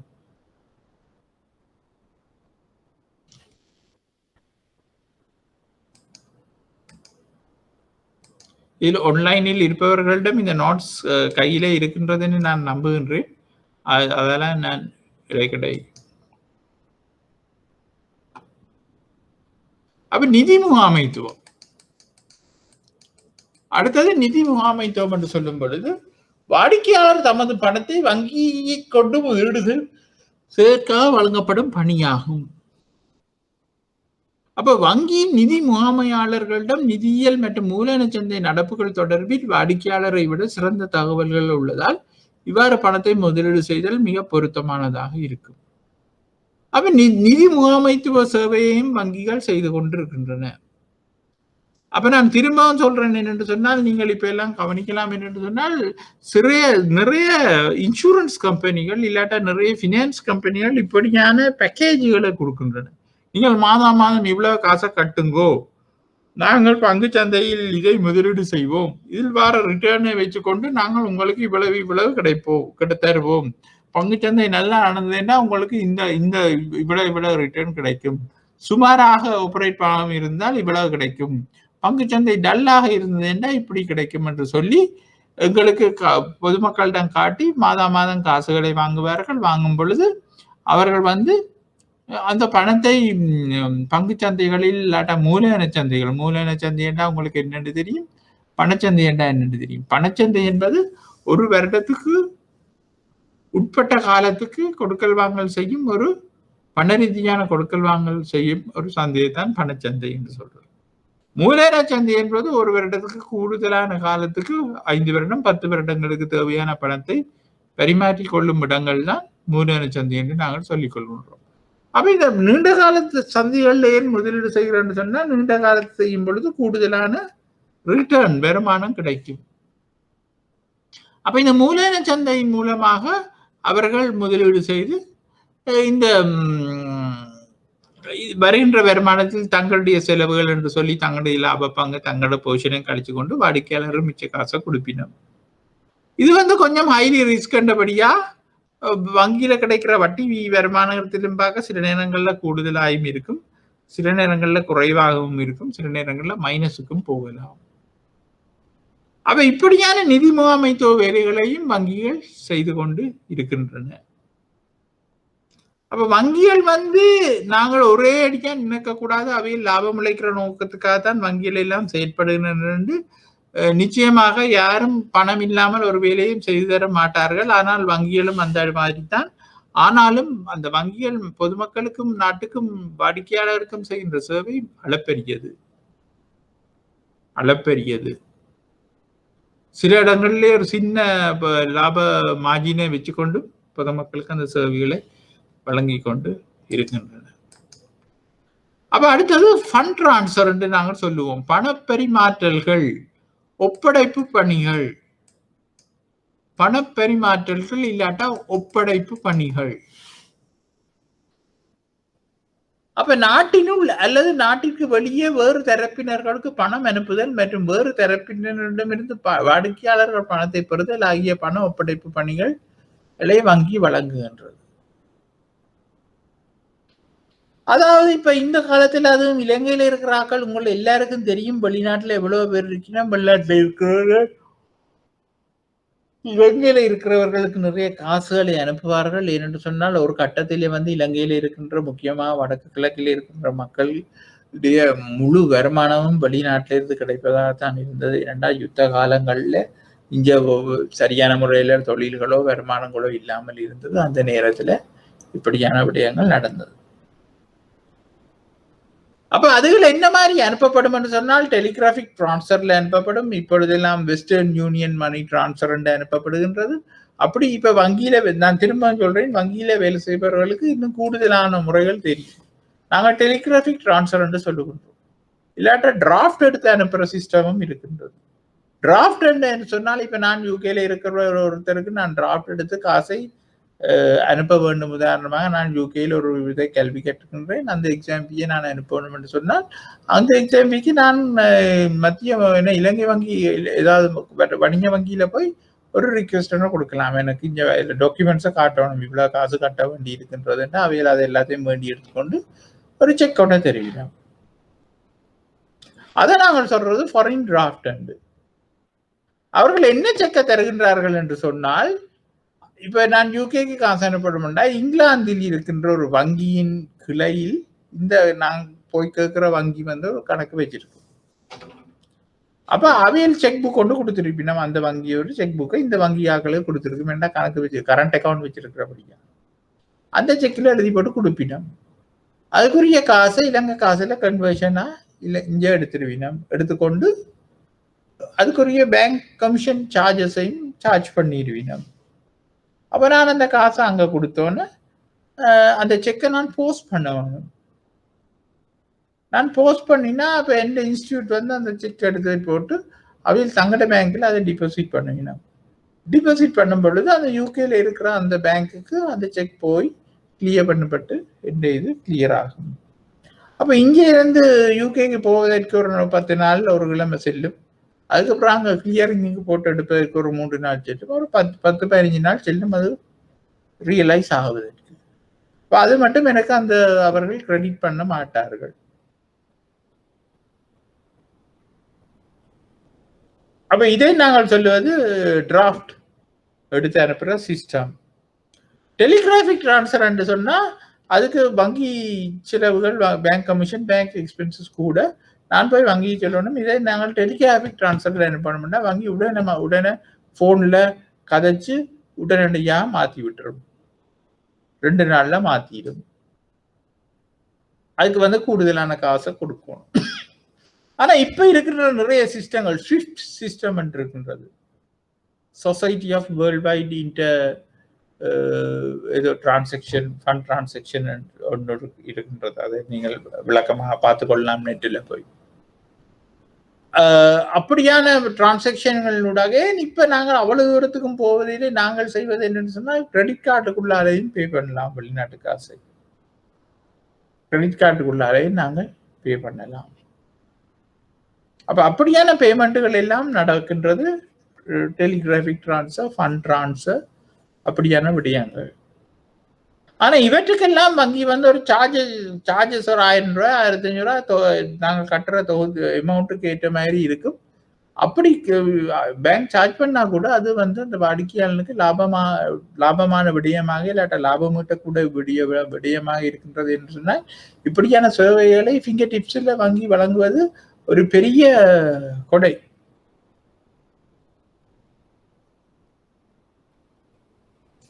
ஒரு பெரிய கொடை. அப்ப இப்படி லேட்டஸ்டாக நிறைய வெளிநாட்டு செலாவணி கொடுக்கல் வாங்கல்கள், ஃபண்ட் டிரான்ஸ்ஃபர் விடயங்கள் நிறைய வந்திருக்கின்றன. அதில் ஒன்றுதான் ஸ்விஃப்ட் என்று நாங்கள் சொன்னோம். அப்ப இப்ப டிராஃப்ட் எடுத்து அனுப்புற விடயங்களும் நல்லா குறைந்து விட்டன. அடுத்தது வெளிநாட்டு செலாவணி கொடுக்கல் வாங்கல்கள். வங்கி வெளிநாட்டு நாணயம் தொடரில் உரிமம் பெற்ற வணிகர்களாக அங்கீகரிக்கப்பட்ட கொடுக்கல் வாங்கல்களின் பொருட்டு செலாவணி விற்பனையும் கொள்வனவையும் மேற்கொள்ளுகின்றது. அப்ப இன்றைக்கு நான் ஒருக்கா வெளிநாட்டுக்கு போறேன்னு எனக்கு கொஞ்சம் வெளிநாட்டு காசு வரையும் கரன்சி வேணும். யூஎஸ் டாலர் தான் உலக அளவில் அங்கீகரிக்கப்பட்ட ஒரு கரன்சி. உதாரணமா நான் இந்தியாவுக்கு போகின்றேன்.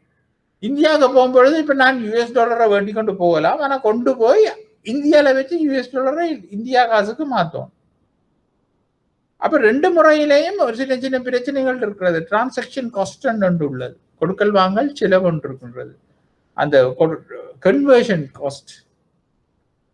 அதுல பார்க்க நான் இந்தியாவுக்கு போகும்பொழுது நான் நேரடியாகவே இந்த வங்கிகள்கிட்ட போய் எனக்கு இந்தியன் ரூபி கொஞ்சம் தாங்க கொண்டு வேண்டி கொண்டு போகலாம். அப்படி பார்க்கும் பொழுது எல்லா நாட்டின கரன்சியும் இந்த வங்கிகள்கிட்ட இருக்காதபடியாத்தான் நாங்கள் பிரதான கரன்சிகளாக euro, sterling pound, US dollar, Canadian dollar, Singapore dollar போன்ற கூடுதலாக பரிமாற்றக்கூடிய எல்லா இடங்களிலும் ஏற்றுக்கொள்ளக்கூடிய ஒரு கரன்சிகளை நாங்கள் வாங்கி கொண்டு போகின்றோம். அப்ப இப்படியான கரன்சிகளை இந்த வங்கிகள் வந்து வாங்கி விற்கின்றன. அப்ப இன்றைக்கு எனக்கு வேணும் என்று சொன்னால் நான் வந்து ஒரு வணிக வங்கிட்ட போய் யூஎஸ் டாலர் கேட்கலாம். கேட்டா ஒரு ரேட்ல அந்த வங்கி எனக்கு அதை விற்கும். அதே மாதிரி நான் வெளிநாட்டுக்கு போயிட்டு வந்து கொஞ்சம் காசு என்னட்டு இருந்ததுன்னா மிச்ச காசை எனக்கு இங்க யூஎஸ் டாலர் வச்சு ஒன்றும் செய்யலாம், பாவிக்கல. அது லோக்கல் மார்க்கெட்ல எல்லா கடையிலையும் ஏற்றுக்கொள்ள மாட்டாங்கல்ல. அப்ப நான் வங்கிட்ட கொண்டு போய் கொடுக்க வங்கி இந்த கரன்சியை வாங்கும். வாங்கி போட்டு அதுக்கு ஒரு ரேட்டை தரும். அப்ப நீங்கள் இந்த விடயத்தை நீங்கள் பார்த்திருக்கலாம். நீங்கள் பெரும்பாலும் எங்கேயாவது பேப்பர்கள்ல இல்லாட்டா ஒரு வங்கிக்கு போகும் பொழுது வங்கி வந்து வாங்கும் விலை விற்கும் விலை என்று வச்சிருக்கும்.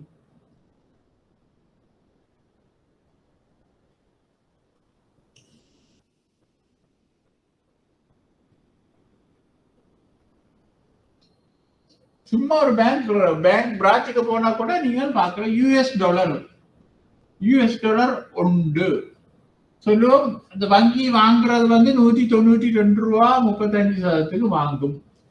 ஆனால் அதை விற்கிற நாங்கள் வேண்டாம் வழிகிட்டா பேங்க் கிட்ட பேங்க் விற்கும் வந்து 198 ரூபா 25%. அப்ப கவனிச்சு பேருங்க. நான் இப்ப வெளிநாட்டுக்கு ஒரு கிழமைக்கு முதல் போயிருக்க 198 ரூபா 25 உதாரணத்துக்கு இது மாற இல்லைன்னு வச்சுக்கொள்ளும். 198 ரூபா 25 சேர்த்துக்கு நான் வேண்டி கொண்டு போறேன். நான் வேண்டி கொண்டு போன எல்லா காசையும் செலவழிக்கல, கொஞ்சம் காசை திருப்பி கொண்டாடும் கொண்டு வந்து நான் எனக்கு தேவையில்லைன்னு சொல்லி கொடுக்க இந்த விலைக்கு தான் வங்கி வாங்குது. அப்ப இந்த வங்கிக்கு கிடைக்கிற லாபம் ஒரு டாலர்ல கிட்டத்தட்ட 5 ரூபா 6 ரூபா 10% இருக்கின்றது. 5 ரூபா 90% ஒரு டாலர்ல அந்த வங்கிக்கு கிடைக்கிற லாபமாக இருக்கின்றது. அப்ப 5 ரூபா 90% நான் 10 டாலர் வித்து 100 டாலர் வித்தனேன்னா 590 ரூபா அந்த வங்கிக்கு இதுகளை வித்து வாங்குறதால கிடைக்கிற லாபமாக இருக்கும். ஆனால் இப்பொழுது வங்கிகளை தவிர நாங்கள் இப்ப இதுல காட்சி கொண்டிருக்கிற வங்கிகள் மட்டும்தான். இப்ப வங்கிகளை தவிர அந்நிய செலாவணி மாற்றம் போன்ற பிரதான முகவர்கள் இல்லாட்டா தரகர்கள் இருக்கின்றன. அவர்கள் எல்லாரும் மத்திய வங்கியில ரெஜிஸ்டர் பண்ணி இருக்கின்றார்கள். மத்திய வங்கியில் பதிவு செய்யப்பட்ட அந்நிய செலாவணி வாங்கி விற்கும் தரகர்கள் இடைநிலையாளர்கள் என்று இருக்கின்றார்கள்.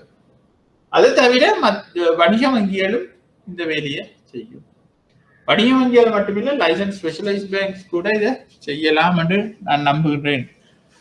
பெரும்பாலும் செய்யணும். ஆனா நாங்க எங்களுக்கு தேவையான இதுகளை நாங்கள் வேண்ட வலிக்கிறது பெரும்பாலும் இந்த வணிக வங்கிகள்கிட்ட தான் போய் நாங்கள் வேண்டுகின்றோம். அப்ப நான் கதைக்கிற வணிக வங்கி என்றால் என்ன, லைசன்ஸ் ஸ்பெஷலைஸ் பேங்க்ஸ் என்னன்னு உங்களுக்கு தெரியும். வணிக வங்கிகளுக்கு நல்ல உதாரணம் வந்து இலங்கை வங்கி, மக்கள் வங்கி, கமர்ஷியல் வங்கி, HNB, HSBC bank, Standard Chartered bank, Pan Asia bank, அவையெல்லாம் வணிக வங்கிகள். அப்ப உத்தரவு பெற்ற விசேட சிறப்பியல்பு வாய்ந்த வங்கிகள் என்று சொல்வது தேசிய, அங்க வந்து கேள்வி வாய்ப்புகள் இருக்காது, நடைமுறை கணக்கு போனப்படாது. அப்ப அந்த வங்கிகள் வந்து தேசிய சேமிப்பு வங்கி, சனச அபிவிருத்தி வங்கி, மற்றது ரூரல் டெவலப்மெண்ட் பேங்குகள், அப்படியான வங்கிகளை தான் நாங்கள் சொல்லுகின்றோம். இங்கே ஸ்ரீலங்கா சேவிங்ஸ் பேங்க் ஒன்று இருக்கின்றது, விசேட சிறப்பியல்பு பெற்ற வங்கிகள் என்று நாங்கள் சொல்லிக் கொள்ளுகின்றோம்.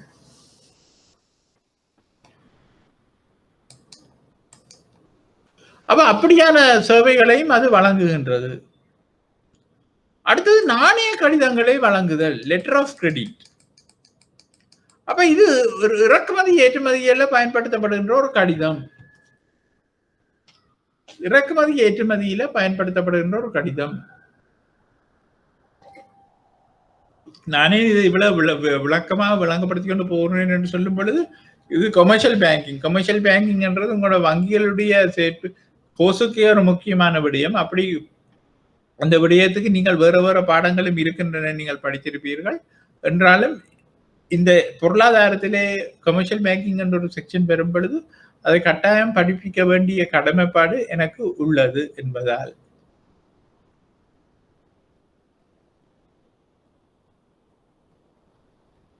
ஒவ்வொரு தொழிற்பாடுகளையும் வேறு சந்தர்ப்பங்கள் கிடைக்காது.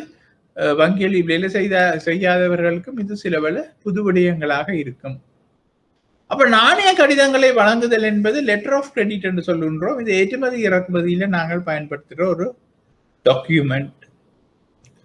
அப்ப சொல்லுவோம், பொதுவாக இறக்குமதியை பற்றி நாங்கள் கதைக்கும் பொழுது நாங்கள் ஒரு இந்த நாட்டில் இறக்குமதி செய்கிறோம் என்றால் அது ஒரு வேறு நாட்டுக்கு அது ஒரு ஏற்றுமதியாக கருதப்படுகின்றது.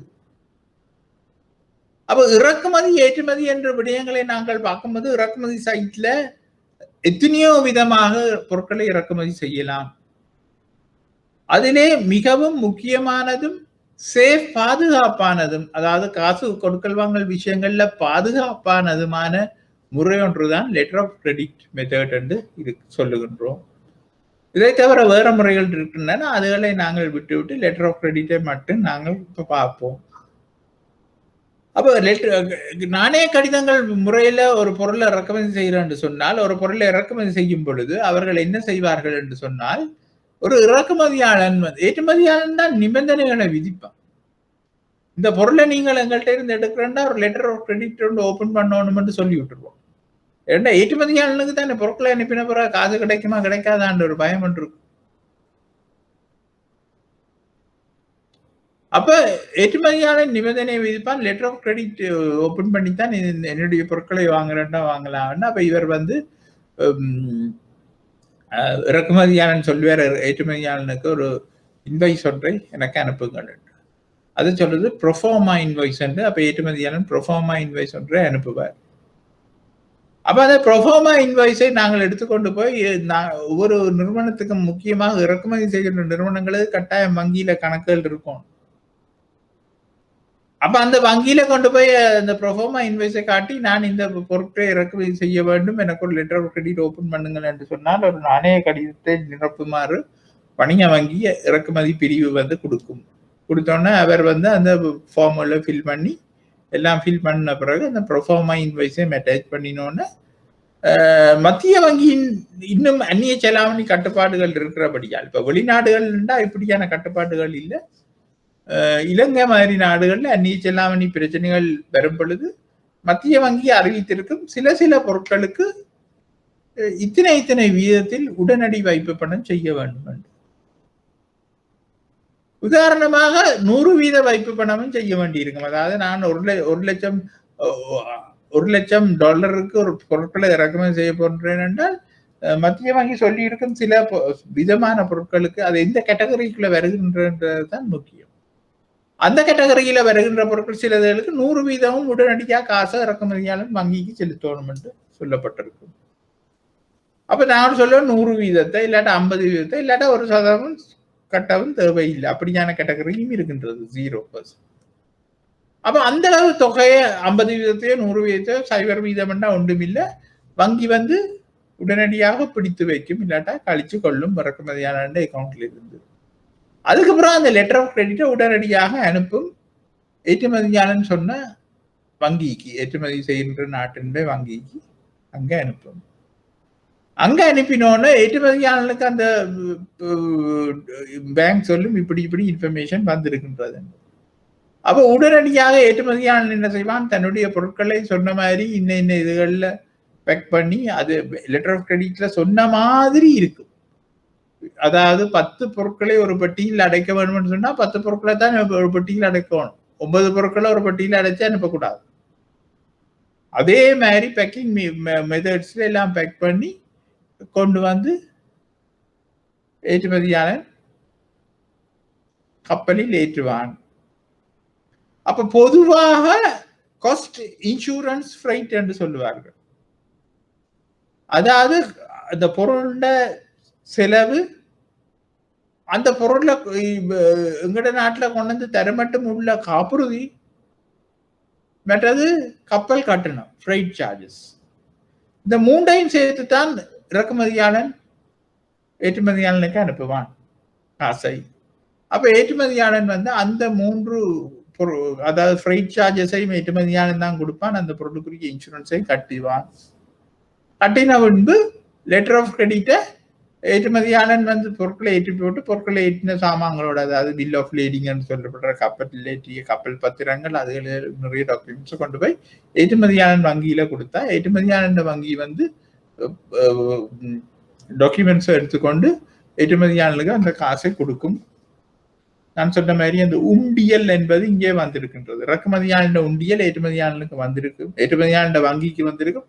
அந்த வங்கி வந்து அந்த உண்டியலுக்கு வச்சுக்கொண்டு ஒரு கழிவை கழிச்சு கொண்டு ஏற்றுமதியாளனுக்கு மிச்ச பணத்தை கொடுத்துடும்.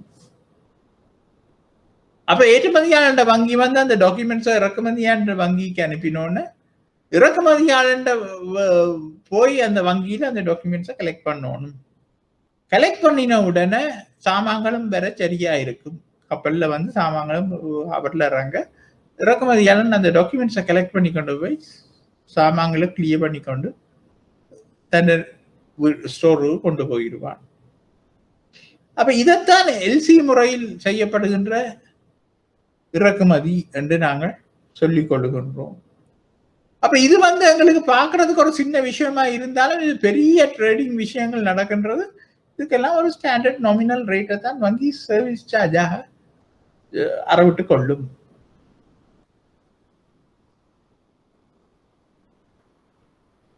அப்ப இதை நாங்கள் லெட்டர் ஆஃப் கிரெடிட் என்று நாங்கள் சொல்லிக் கொள்ளுகின்றோம். அடுத்தது விலை கேள்வி முறைகளை வழங்குதல், பிட் பாண்ட்ஸ் என்று நாங்கள் இதை சொல்லுவோம். அப்போ ஒரு நிறுவனத்துக்கு ஏதேனும் ஒரு பணியை வழங்கும் பொருட்டு கேள்வி பத்திர விண்ணப்பங்கள் சமர்ப்பிக்கப்படுகின்ற போது கேள்வி பத்திரத்துடன் விலை கேள்வி முறை ஒன்று சமர்ப்பிக்கப்படுதல் வேண்டும். விண்ணப்பதாரருக்கு கேள்வி பத்திரம் கிடைத்ததும் அதனை பொறுப்பேற்று பணியை வழங்குவதற்கு இயலாமல் போகும் பட்சத்தில் அதற்கான நட்டஈட்டை செலுத்துவதற்கு இந்த வங்கி இந்த விலைக்கல்வி முறையின் மூலம் வாக்குறுதி அளிக்கின்றது. அப்ப இந்த விலைக்கல்வி முறை என்று சொன்னா பிட் பாண்ட்ஸ் சொன்னா அந்த நாங்கள் ஒரு விடயத்தை கேள்வி பத்திரங்கள்ல ஒரு நிறைய நிறுவனங்கள் சொல்லும், இப்ப எங்களுக்கு இந்த வேலையை செய்து தரணும், 2 மாதத்துக்குள்ள செய்து தர வேண்டிய வேலைக்கு கேள்வி பத்திரங்கள் கோரப்படுகின்றன, விண்ணப்பதாரர் அப்ளை பண்ணலாம் என்று. அப்ப இந்த விண்ணப்பதாரர் அப்ளை பண்ணும் பொழுது அந்த நிறுவனம் வந்து கேட்கும், அதாவது இந்த வேலையை செய்து தர போற விண்ணப்பதாரரை பற்றி எங்களுக்கு ஒன்றும் தெரியாது, நீங்கள் இந்த 2 மாதத்துக்குள்ள இந்த வேலையை செய்து தர வெளிக்கிடைக்க உங்களுக்கு அந்த வேலையை செய்து தர முடியாமல் போகும் பட்சத்துல நீங்கள் வந்து எங்களுக்கு ஒரு வங்கியில இருந்து ஒரு பிட் பாண்ட் ஒன்றை கொண்டு வந்து தாருங்கள், தந்தா தான் அப்படி நீங்கள் செய்து முடியாம போகும்போதுல அந்த வங்கி வந்து சொல்லுது நாங்கள் அந்த நட்டை உங்களுக்கு தருவோம் என்று. அப்ப இவர் வந்து விண்ணப்பதாரர் வந்து வங்கியில ஏற்கனவே ஒரு வாடிக்கையாளராக இருப்பார், அங்க வங்கிட்ட போய் பிரச்சனையை சொன்னோன்னு வங்கி ரைட் இவரோட பழைய ஹிஸ்டரிகள் எல்லாத்தையும் பார்த்துட்டு இவர் ஒழுங்கா வேலைகள் எல்லாம் செய்திருக்கிறார் வேற வேற இடங்கள்ல, அதெல்லாம் ஒழுங்கா செய்து முடிச்சிருக்கிறார் என்று சொல்லி ஒரு பிட் பாண்டை நம்பி கொடுக்கும் பொழுது ஒரு சர்வீஸ் சார்ஜ் பண்ணும், கமிஷன் ஒன்றை சார்ஜ் பண்ணும். அப்ப அது மட்டும்தான் அந்த வங்கியின் வருமானம். ஆனால் அந்த பிட் பாண்ட் என்பது எவ்வளவோ ஒரு செக்யூர்டான ஒரு விடயமாகவும் வாடிக்கையாளருக்கும் அந்த நாட்டுக்கும் செய்கின்ற பெரிய சேவையாகவும் இருக்கின்றது. அடுத்தது செயலாற்றுகை முறி என்று நாங்கள் சொல்லுவோம். அப்ப செயலாற்றுகை முறி என்றது பெர்ஃபார்மன்ஸ் பாண்ட் என்று சொல்லுகின்றது. இது வந்து பெரும்பாலும் பில்டிங் கான்ட்ராக்டர்ஸுக்கு பில்டிங்ஸ் இல்ல பெரிய பெரிய பிளான்ட்களை ஃபிட் பண்றது அப்படியான வேலைகளுக்கு செயலாற்றுகை பெர்ஃபார்மன்ஸ் பாண்ட். அப்போ ஒரு ஒரு ஒரு ஒரு பிசினஸ்மேன் அவற்றை வேலை கட்டடம் கட்டுவது என்று சொன்னால் அப்போ ஒரு நிறுவனத்துக்கு கட்டடம் ஒன்றை கட்டி கொடுக்க போகும்போது அந்த நிறுவனம் கேட்கும் பெர்ஃபார்மன்ஸ் பாண்ட் ஒன்றை நீங்கள் ஒரு வங்கியிலிருந்து எடுத்துக்கொண்டு வாங்கணும்.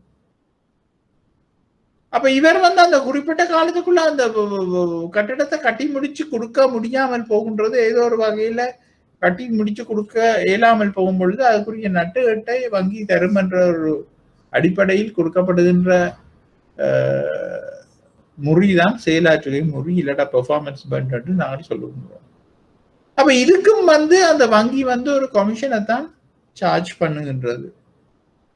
ஒரு கமிஷனை வேண்டிக் கொண்டு அந்த வங்கி அப்படியே அந்த சர்டிபிகேட்டை இல்லாட்டா அந்த பாண்டை கொடுக்கும் வாடிக்கையாளர்கிட்ட. அவர் அதை கொண்டு போய் அந்த நிறுவனத்துல கொடுத்து அப்ப அந்த நிறுவனம் வந்து சாட்டிஸ்ஃபைட் என்று சொன்னா அவருக்கு அந்த வேலையை கொடுக்கும்.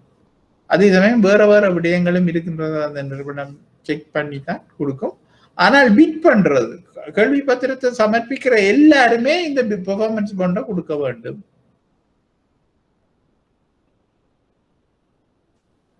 அப்ப அதுக்குத்தான் அதுல சொல்லி இருக்கு பாருங்க, வாடிக்கையாளர் ஏதேனும் ஒரு கேள்வி பத்திரத்தை பொறுப்பேற்று அப்பணியை பூர்த்தி செய்வதற்கு இயலாமல் போகின்ற போது குறித்த கேள்வி பத்திரத்தை வழங்கிய நிறுவனத்திற்கு நட்டஈடு செலுத்துவதற்கு வாக்குறுதி அளித்து வழங்கப்படுகின்ற ஆவணம் செயலாற்றுகை முறை என்று நாங்கள் சொல்லுவோம்.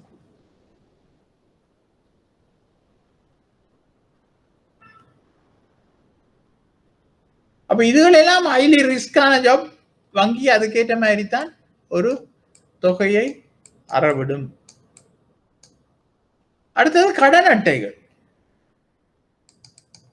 அப்ப கடன் அட்டைகள் என்றால் இன்றைக்கு உங்களுக்கு தெரியும், நீங்கள் ஸ்கூல் லீவர்ஸ் நீங்கள் ஏ லெவல்ல கொமர்ஸ் அதையும் படிச்சிருந்தீங்கன்னா அங்கேயும் நீங்கள் படிச்சிருப்பீங்க. கடன் அட்டைகள் பெரும்பாலான நிறுவனங்களால பெரும்பாலான வங்கிகளால தான் இந்த கடன் அட்டைகள் வழங்கப்பட்டு கொண்டிருக்கின்றன. 2 விதமான இன்டர்நேஷனல் மூன்று விதமான இன்டர்நேஷனல் கிரெடிட் கார்ட்ஸுகள் முன்னணியில இருக்கின்றது. ஒன்று மாஸ்டர் கார்டு, ஒன்று விசா கார்டு, ஒன்று மாஸ்டர் கார்டு, ஒன்று அமெரிக்கன் எக்ஸ்பிரஸ். இந்த மூன்று நிறுவனங்களும் தான் 90% மார்க்கெட் ஷேரை பிடித்து வைத்துக் கொண்டிருக்கின்றன. அப்ப இந்த மூன்று விதமான நிறுவனங்களும் தங்களுடைய கிரெடிட் கார்டுகளை வழங்கி கொண்டிருக்கின்றன. அவ வழங்கும் பொழுது என்ன நடக்குதுன்னு சொன்னால் சொல்லுவோம். இப்ப நாங்கள் இந்த HSBC பேங்க்ல எனக்கு ஒரு கார்டு இல்லைன்னா கொமர்ஷியல் பேங்க்ல எனக்கு ஒரு கிரெடிட் கார்டு இருக்கின்றது. நான் இதுல இருக்கின்ற ஒரு சூப்பர் மார்க்கெட்ல போய் சாமான ஒன்று வேண்டுகின்றேன். 1000 ரூபாய்க்கு ஒரு சாமான வேண்டும் பொழுது நான் அதுக்குரிய கிரெடிட் கார்டை நீட்டுகின்றேன்.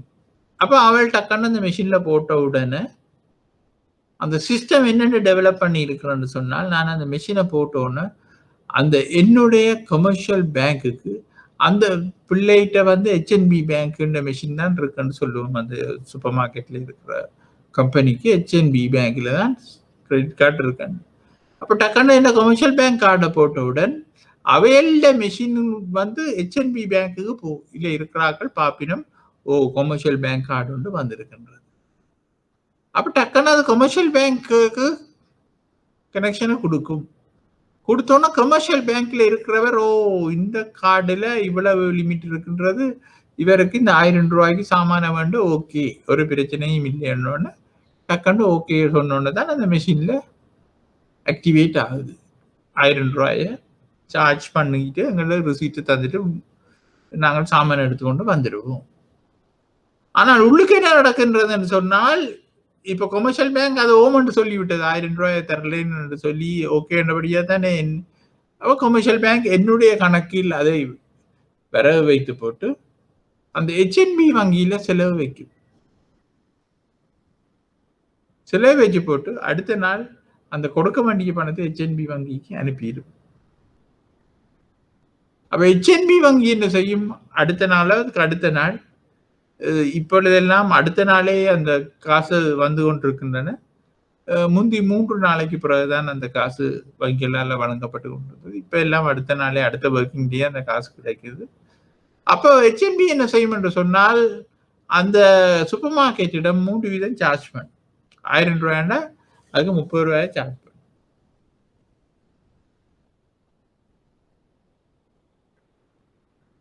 அப்ப இப்படித்தான் அந்த சிஸ்டம் நடைபெறுகின்றது.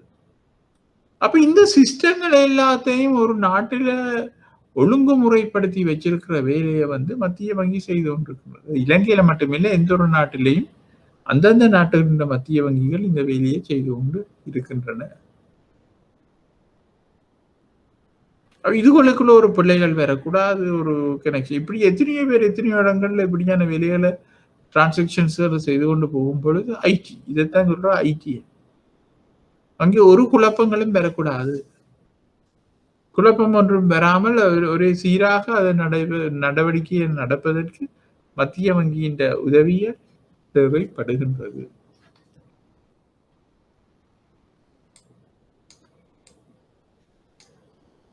அப்ப அடுத்தது வந்து வங்கி நாணய கட்டளைகள். இதுதான் பேங்க் டிராஃப்ட் நான் உங்களுக்கு முதல் சொல்லி இருந்தேன். வங்கி நாணய கட்டளைகள் என்பது வங்கி காசோலைகள் ஆகும். ஒருவருக்கு மிகவும் நம்பிக்கையுடன் பணம் செலுத்தும் பொருட்டு வங்கி நாணய கட்டளைகள் பயன்படுத்தப்படுகின்றன. குறிப்பிட்ட கொடுக்கல் வாங்கல்களின் பெறுமதியையும் கட்டணத்தையும் செலுத்திய பின் வங்கி நாணய கட்டளை ஒன்றை பெறலாம்.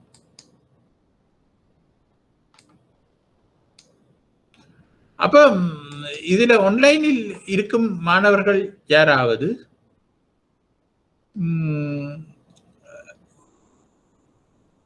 ஆன்லைனில் இருப்பவர்கள் இல்லாவிட்டால் யாராவது மாணவர்கள் இதை தவிர வேறு ஏதாவது வசதிகள் உங்களிடம் இருக்குமாக இருந்தால், அதாவது நீங்கள் படித்திருப்பீர்கள் இல்லாட்டா வங்கிகளில் வேலை செய்யும் பொழுது வேறு வேறு வசதிகளும் இருக்குது என்று சொன்னால் நீங்கள் அந்த வசதிகளை எங்களுக்கு சுட்டி காட்டலாம். நாங்கள் ஏதாவது ஒன்றை விட்டு வைப்போமாக இருந்தால் நீங்கள் அதை எங்களுக்கு சுட்டி காட்டலாம். அப்ப வணிக வங்கிகளின் தொழிற்பாடுகளுக்குள்ள நாங்கள் எல்லாம் பார்த்துட்டோம். அதுதான் இதுல சுருக்கமாக இதிலே சொல்லப்பட்டிருக்கின்றது. அப்ப அடுத்ததான் நாங்கள் பார்க்க போறது வணிக வங்கிகளிட முரண்பட்ட தொழிற்பாடு. வணிக வங்கிகளிட முரண்பட்ட தொழிற்பாட்டை தான் நாங்கள் அடுத்ததாக நாங்கள் பார்க்க போகின்றோம்.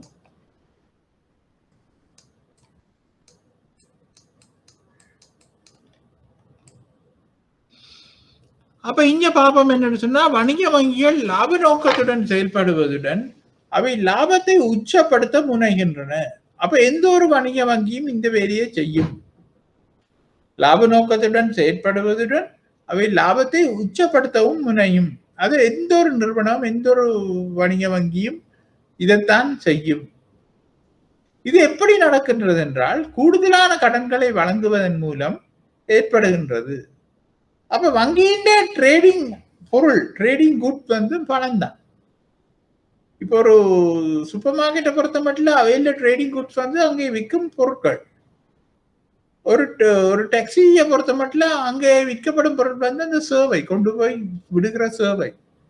ஆனால் இங்கே வங்கியில பொறுத்த மட்டும் அவையில ட்ரேடிங் குட் வந்து பணம். அப்ப அவர்கள் எப்பவுமே பணத்தை உச்சப்படுத்த விரும்புவார்கள் என்றபடியால அவர்கள் என்ன செய்வார்கள் என்று சொன்னால், எப்பவுமே அந்த பணத்தை சும்மா வச்சிருக்க மாட்டார்கள். அப்ப அவர்கள் ஏன் என்று சொன்னால், அவர்கள் வைப்பாளர்களிடமிருந்து பெற்ற பணம், வைப்பாளர்களுக்கு ஒவ்வொரு நாள் ரீதியில வட்டி கொடுக்க வேண்டிய சந்தர்ப்பம் இருக்கின்றது, தேவை இருக்கின்றது. அப்ப அந்த வட்டியை கொடுக்கும் பொழுது அதுக்கு ஒரு செலவு இருக்கின்றது, கிரயம், காஸ்ட் ஆஃப் ஃபண்ட்ஸ் என்று சொல்லுவோம், காஸ்ட் ஆஃப் மொபைலைசிங் ஃபண்ட்ஸ். அப்ப அந்த காஸ்ட் ஆஃப் மொபைலைசிங் ஃபண்டுக்கு நிகராக எதிராக ஒரு வருமானம் இருந்தால் தான் அந்த செலவை கொடுக்கலாம். அதுக்கு பிறகுதான் கிடைக்கின்றது லாபம். அப்ப அப்படியான சந்தர்ப்பத்திலே அந்த நிறுவனம் என்ன செய்யும் என்று சொன்னால், ஒரு சத காசையும் சும்மா வச்சிருக்காது. இயலுமான மட்டும் கூடுதலான வட்டி கிடைக்கும் இடங்களில் முதலீடு செய்யும். அது பிழை இல்லை. அப்படி இயலுமான மட்டும் கூடுதலான கடன் வழங்கும் இடங்களிலே முதலீடுகளை செய்யும் பொழுது சில நேரங்களில் அவை நீண்டகால கடன்கள் முதலீடுகளாயும் இருக்கலாம். 5 வருடம், 4 வருடம், 3 வருட கடன்களாயும் இருக்கலாம். ஆனால் நீங்கள் வேண்டிய வைப்புகள் வந்து 1 மாதம், 3 மாதம், 1 வருட வைப்புகள் என்று சொன்னால், நீங்கள் வேண்டிய வைப்புகளை திருப்பி செலுத்தும் காலமும் முதலீட்டு போட்டு அந்த முதலீடு கிடைக்க போகின்ற காலமும் உங்களுக்கு சமமாக இருக்காது. அதைத்தான் நாங்கள் சொல்றது மேட்சிங் என்று சொல்லுவோம். அவை மேட்சிங் சரியாக இருக்க வேண்டும். வேண்டிய காசை ஒரு வருடத்துக்கு கொடுக்க வேண்டும் என்றால் நாங்கள் அப்படி வேண்டிய காசை ஒரு வருடத்துக்குரிய இடங்கள் எல்லாம் முதலிட வேண்டும்.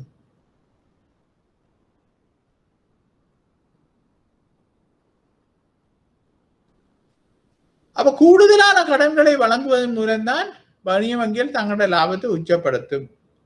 இதற்காக வங்கிகள் வாடிக்கையாளரின் வைப்பு பணத்தை பயன்படுத்துகின்றது. அதே சமயம் வாடிக்கையாளர் தமது பணத்தை கேட்கும் பொழுது வங்கிகளுக்கு செலுத்த வேண்டியும் உள்ளது. அதே சமயம் வாடிக்கையாளர்கள் தமது பணத்தை கேட்கும் பொழுது வங்கிகள் செலுத்த வேண்டியும் உள்ளது. இதற்காக வங்கிகள் தமது திரவ நிலையையும் பேண வேண்டும். அப்ப பாருங்க, கூடுதலான முதலீடுகள்ல கூடுதலான வருமானம் கிடைக்கக்கூடிய முதலீடுகள்ல இட்டாத்தான் கூடுதலான வருமானம் கிடைக்கும். அதுவை வந்து பெரும்பாலும் நீண்ட கால முதலீடுகளாக இருக்கும். அதே சமயம் வாடிக்கையாளர் தமது பணத்தை கேட்கும் பொழுது வங்கிக்கு வங்கிகள் செலுத்த வேண்டிய ஒரு கடப்பாடும் உள்ளது. அப்ப இதற்காக வங்கிகள் தமது திரவ நிலையையும் பேண வேண்டி இருக்கின்றது. வங்கிகள் தமது திரவ நிலையையும் பேண வேண்டும். திரவ நிலை என்ற லிக்விடிட்டி, உடனடியாக காசா மாற்றக்கூடிய இல்லாட்டா காசாவே வச்சிருக்க வேண்டிய நிலையும் இருக்கின்றது. வங்கிகள் உயர்ந்த திரவ நிலையை பேணும் பொழுது கடனாக்கம் குறைவடைந்து லாபத்தன்மை குறைகின்றது. அப்ப இங்கால உயர்ந்த அளவுல திரவத்தன்மையை நீங்கள் வச்சிருந்தால் இங்கால கடனாக்கம் குறைவடைந்து லாபத்தன்மை குறைவடையும். அப்படி இல்லையான்னு சொல்லி கடனாக்கத்தை நீங்க கூட்டிங்கன்னா இங்கால திரவ நிலை குறைஞ்சு கொண்டு போகும். அது போலவே லாபத்தன்மையை அதிகரிக்க முனைந்தால் தமது திரவத்தன்மையை குறைக்க வேண்டி உள்ளது. அப்ப இங்க வந்து பாருங்க 2 டிஃபரண்ட் ஆப்ஜெக்டிவ்ஸ் இருக்கின்றது ஒரு நிறுவனத்துக்கு. இந்த 2 இலக்குகளுமே முரண்படுவதால் வணிக வங்கிகள் இவை இரண்டையும் சமநிலையில் வைத்திருக்க வேண்டியுள்ளது. அப்ப இந்த 2 விடயங்களுமே முரண்படுவதால் வணிக வங்கிகள் எப்பொழுதுமே இவை இரண்டையும் சமநிலையில் வைத்திருக்க வேண்டி உள்ளது.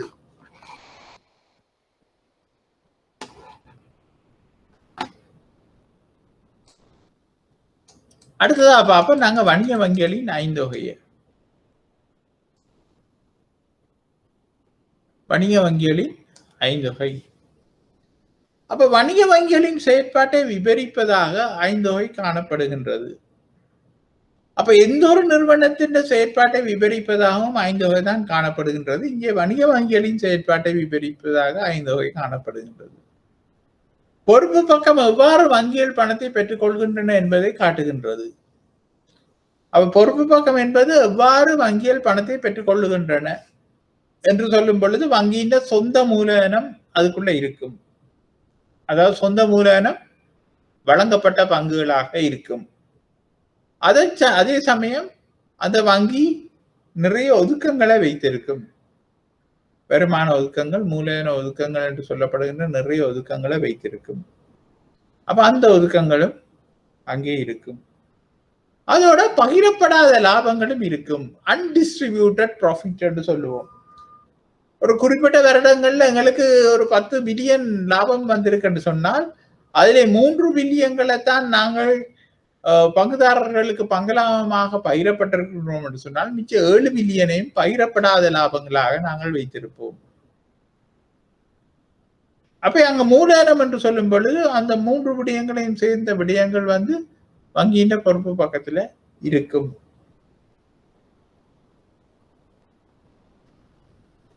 அடுத்தது வைப்புகள். பொதுமக்கள்ல இருந்து பெறப்பட்ட டிபாசிட்ஸ், வைப்புகள், கேள்வி வைப்புகள், சேமிப்பு மற்றும் நிலையான வைப்புகள், தவணை வைப்புகள் என்று எல்லா விதமான வைப்புகளும் அங்கே இருக்கும். அதை தவிர பெறப்படும் கடன்கள், வங்கிகளுக்கு இடையான அழைப்பு சந்தை, ஓவர் நைட் லெண்டிங் இல்லாட்டா கால் மணி மார்க்கெட்ல ஒரு நாள்ல 2 நாள்ல ஒரு கிழமைக்குள்ள வேண்ட கடன்கள் எல்லாம் வங்கிகளுக்கு இடையான அழைப்பு சந்தை என்ற பெயர்ல வரும். அதை தவிர வெளிநாடுகள்ல நாங்கள் வெளிநாட்டு நிறுவனங்கள்ட்ட இருந்து பெற்ற கடன்கள், அந்த வங்கிகள் பெற்ற கடன்கள் எல்லாம் வெளிநாட்டு கடன்கள் என்ற இதுக்குள்ள வரும். அப்ப இப்படியா பெறப்பட்ட கடன்கள், பெறப்படும் கடன்கள் எல்லாம் வணிக வங்கிகள் 5 வகையில பொறுப்பு பக்கத்துல இருக்கும். அப்ப இதை தவிர ஏனைய பொறுப்புகளும் இருக்கும்.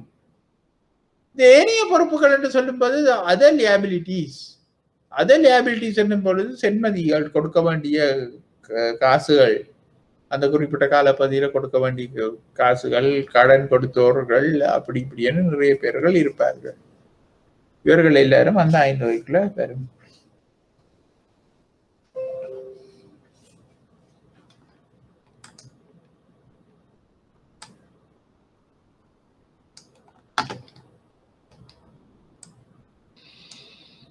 அப்ப இந்த பொறுப்புகளில் சேமிப்பு மற்றும் நிலையான தவணை வைப்புகளுக்கு முக்கியத்துவம் கொடுக்கப்படுகின்றது. அப்ப நான் முதலே சொன்ன மாதிரி இந்த பொறுப்புகள்ல சேமிப்பு மற்றும் நிலையான தவணை வைப்புகளுக்கு தான் கூடுதலான முக்கியத்துவம் வழங்கப்படுகின்றது. சொத்துக்களை பொறுத்தவரையில் இது திரவநிலை சொத்துக்கள் மற்றும் திரவநிலை அல்லாத சொத்துக்கள் என்று இருவகைப்படும். அப்ப இவ்வளவு நேரம் நாங்கள் பொறுப்புகளை பார்த்தோம். இனி நாங்க போக போறது சொத்துக்களை. அப்ப திரவநிலை கூடிய, இனி 100% கூடிய திரவநிலை சொத்து என்பது கையில் உள்ள பணம். கையில் உள்ள பணத்தை தான் நாங்கள் 100% திரவ நிலையில் உள்ள சொத்து என்று சொல்லுவோம். அதுக்கு அடுத்ததாக எங்கட கரண்ட் அக்கௌண்ட், இந்த பேங்க் வந்து சில நிறைய கரண்ட் அக்கௌண்ட்ஸ் வச்சிருக்கலாம், வேற வங்கியில கரண்ட் அக்கௌண்ட்கள் வச்சிருக்கலாம். ஆனா அப்படியான தேவைகள் ஏற்படாது. ஆனா வெளிநாட்டுல உள்ள வங்கிகள்ல கரண்ட் அக்கௌண்ட்டை வச்சிருக்கலாம். அப்ப வெளிநாட்டுல உள்ள வங்கிகள்ல கரண்ட் அக்கௌண்ட்டை வச்சிருக்கும் பொழுது அது வெளிநாட்டு நாணயமாக மாறிவிட்டுரும். அப்ப நாங்கள் அதை இப்போதைக்கு நாங்கள் பார்க்காம மத்திய வங்கியிலேயும் இந்த வணிக வங்கிகளுக்கு கரண்ட் அக்கௌண்ட் இருக்குது தானே. அப்ப அந்த கரண்ட் அக்கௌண்ட்ல இருக்கிற பணம் அதை நினைச்ச நேரம் இவியலால் எடுத்துக்கொள்ள முடியாவிட்டாலும் எக்ஸஸாக வந்ததுன்னா எடுக்கலாம்.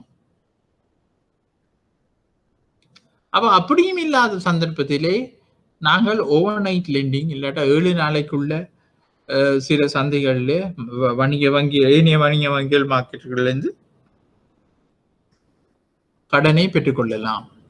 அதை சொல்றது வங்கிகளுக்கு இடையேயான அழைப்பு பணம். இன்டர்பேங்க் கால் மணி மார்க்கெட் என்று இங்கிலீஷ்ல சொல்லுவார்கள். இன்டர்பேங்க் கால் மணி மார்க்கெட். அதுக்கு பிறகு திரைசேரி உண்டியல்களையும் அந்த வணிக வங்கி முதலீட்டுகளை செய்து வைத்திருக்கும். அப்ப திரைசேரி உண்டியல் என்பது ஒரு சவரின் பாண்ட் என்பது அரசாங்க உத்தரவாதத்துடன் கூடிய ஒரு முதலீடு. ஆகவே அந்த வருமானம் அந்த முதலோ அதுக்கு தர வேண்டிய வட்டியோ கட்டாயம் தரப்படும். அதனால நாங்கள் அதை திரைசேரி உண்டியல்கள் என்று சொல்கின்றோம். இந்த திரைசேரி உண்டியல்கள் 3 மாதம் 6 மாதம் 9 மாதம் ஒரு வருடத்துக்கு குறைவாக அரசாங்கம் பெறுகின்ற பணங்களை திரைசேரி உண்டியல்கள் மூலமாக பெற்றுக்கொள்ளும். அப்ப ஒரு வருடத்துக்கு குறைவான முதலீடுகளை கொண்டுள்ள அரசாங்க திரைசேரி உண்டியல்கள், அதைத்தான் நாங்கள் திரைசேரி உண்டியல்கள் என்று சொல்கின்றோம். ஆனால் திரைசேரி முறியல் என்பதும் அரசாங்கத்துக்கு தேவையான காசை பெற்றுக்கொள்வதுதான். ஆனா இந்த திரைசேரி முறிகள் என்பது நீண்டகால நோக்கத்தோடு பெறப்படுகின்ற கடன்களாக இருக்கும். நீண்டகால நோக்கத்தை கொண்ட கடன்களாக இருக்கும். அப்ப இந்த திரைசேரி முறிகள் என்பது மோர் தேன் 1 இயருக்குரிய பண கடன் பெறுதலாக அரசாங்கத்துக்கு இருக்கும். அதனுடைய பேர் திரைசேரி முறிகள், ட்ரெஷரி பாண்ட்ஸ் என்று சொல்லுவோம். 5வது திரைசேரி உண்டியல்களை ட்ரெஷரி பில்ஸ் என்று சொல்லுவோம். அப்ப இந்த திரைசேரி உண்டியல்களையும் திரைசேரி முறிகளையும் இலங்கை மத்திய வங்கி தான் அரசாங்கத்தின் சார்பாக விற்று பணத்தை பெற்றுக் கொடுக்கின்றது. அடுத்தது வணிக பத்திரங்கள் என்று சொல்லும் பொழுது அது கமர்ஷியல் பில்ஸ் என்று சொல்லுவோம். கமர்ஷியல் பில்ஸ் என்றதான் நான் சொன்ன அந்த உண்டியல்கள் அதுகள் எல்லாத்தையும் கமர்ஷியல் பில்ஸ் என்று நாங்கள் சொல்லிக் கொள்ளலாம். அவங்களின் மெச்சூரிட்டி ஆவதற்கு குறிப்பிட்ட காலம் செல்லும். பெரும்பாலும் 90 நாட்கள் 180 நாட்கள் செல்லலாம். அடுத்தது குறுங்கால கடன்களையும் வங்கிகள் வழங்கலாம். அப்ப குறுங்கால கடன்களை வங்கிகள் வழங்குது என்று சொன்னா அது என்னன்னு சொன்னால், குறுங்கால கடன்கள் என்பது ஒரு வருடமும் அதுக்கு குறைவான காலத்துக்கு வழங்கப்படுகின்ற கடன்கள் ஆகும்.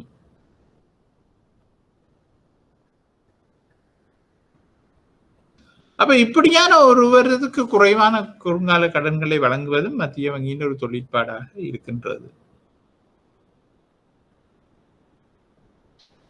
அடுத்தது திரவநீரே அல்லாத சொத்துக்களாக நீண்டகால கடன்கள், ரூபா பிணையங்கள், ருபி செக்யூரபிலிட்டிஸ், நேரடி முதலீடுகள் மற்றும் நிலையான சொத்துக்களும் இருக்கின்றது. அப்ப இதுகள் எல்லாம் ஒரு வருடத்துக்கு குறைவான முதலீட்டு விடயங்களைத்தான் இதுல நாங்கள் இவ்வளவு நேரம் பார்த்தோம். ஆனா திரவநிலை அல்லாத சொத்துக்களாக, அதாவது ஒரு வருடத்துக்கு கூடுதலாக வணிக வங்கிகள் முதலீடு செய்திருக்கின்ற சொத்துக்களாக நீண்டகால நோக்கில வழங்கப்படுற கடன்கள், உதாரணமா வீட்டு கடன்கள், ஹவுசிங் லோன் 10 வருடத்துக்கும் கொடுப்பினம், 15 வருடத்துக்கும் கொடுப்பினம், 20 வருஷத்துக்கும் கொடுப்பினம். ரூபா பிணையங்கள், ருபி செக்யூரபிலிட்டிஸ், அது 2 வருடம் 3 வருடத்துக்குரிய பிணையங்களாக இருக்கும். அரச பிணையங்களாகத்தான் கூடுதலாக இருக்கும். நேரடி முதலீடுகள் மற்றும் நிலையான சொத்துக்களும் இருக்கும். நேரடியாக அந்த நிறுவனம் செய்ய முதலீடுகள் மற்றும் நிலையான சொத்துக்கள் என்று சொல்லும் பொழுது அந்த நிறுவனம் தன்னுடைய பிரான்சஸ் வர்த்தக வங்கிகள் தன் பிரான்சஸ்களை எல்லா இடங்கள்லையும் ஓபன் பண்ணுது என்று சொன்னால், அப்படியா ஓபன் பண்ற இடங்கள்ல பிரான்சஸ் நிறுவும் பொழுது தானே சொந்தமாக காணிகளை வாங்கி சொந்தமாக கட்டடங்களை அமைத்து வைத்திருக்கும். அப்ப அதுகள் எல்லாம் நிலையான சொத்துக்களாக இருக்கும். உதாரணமாக மக்கள் வங்கியை நாங்கள் எடுத்துக்கொண்டா 300, 400, 500, 600 வங்கி கிளைகள் இருக்கின்றன நினைக்கின்றேன். பெரும்பாலான இடங்கள்ல இந்த மக்கள் வங்கிக்கு சொந்த காணி கட்டடம் தான், அங்கதான் அதனுடைய கிளை இருக்கின்றது.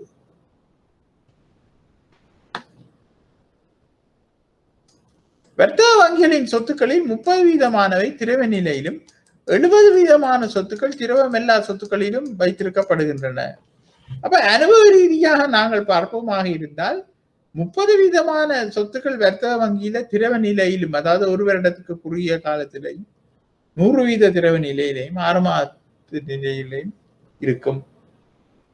ஆனால் 70% சொத்துக்கள் திரவமில்லா சொத்துக்களாக இருக்கும். அதுவே ஒரு வருடத்துக்கு கூடுதலான முதலீடுகள்ல அமைந்து காணப்படும். இந்த திரவமில்லா சொத்துக்களின் மூலம் வங்கிகள் கூடுதலான லாபத்தை ஈட்டுகின்றன. அப்ப இந்த திரவமில்லாத சொத்துக்களின் மூலமாக இல்லிக்விடிட்டி அசெட்ஸ் என்று சொல்லுவோம். அவை மூலமாகத்தான் இந்த வங்கிகள் கூடுதலான லாபத்தை ஈட்டிக் கொண்டிருக்கின்றன. அப்ப அனுபவ ரீதியாக பார்க்க போனால் 30% சொத்துக்கள் திரவ நிலையில வச்சிருக்கின்றன. ஏன்? வைப்பாளர்களுடைய தேவையை எந்த நேரத்திலும் திருப்தி செய்யணும் என்றதுக்காக, உடனடியாக காசை கொடுக்கணும் கொள்ளணும் என்றதுக்காக 30% சொத்துக்களை திரவ நிலையில வச்சிருக்கும். மிச்சம் 70% சொத்துக்களை திரவமில்லாத கூடுதலான வருமானங்களை ஈட்டக்கூடிய ஒரு இடத்துலதான் அதை வச்சிருக்கும்.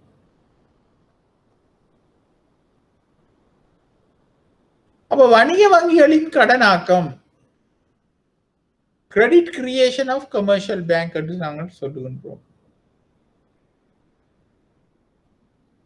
அப்ப கேள்வி வைப்புகளுடன் தொடர்புடையதாக கடனாக்கம் அமைகின்றது. இதற்கெனங்க வாடிக்கையாளரின் கேள்வி வைப்புகளின் மூலம் வணிக வங்கிகள் கூடுதலான வைப்புகளை அதிகரிக்க செய்து பணத்தை உருவாக்குகின்றன. அப்ப கேள்வி வைப்புகளின் தொடர்புடையதாக கடனாக்கம் அமைகிறது என்று நாங்கள் சொல்லுகின்றோம். இதற்கிணங்க வாடிக்கையாளரின் கேள்வி வைப்புகளின் மூலம் வணிக வங்கிகள் கூடுதலான வைப்புகளை அதிகரிக்க செய்து பணத்தை உருவாக்குகின்றன.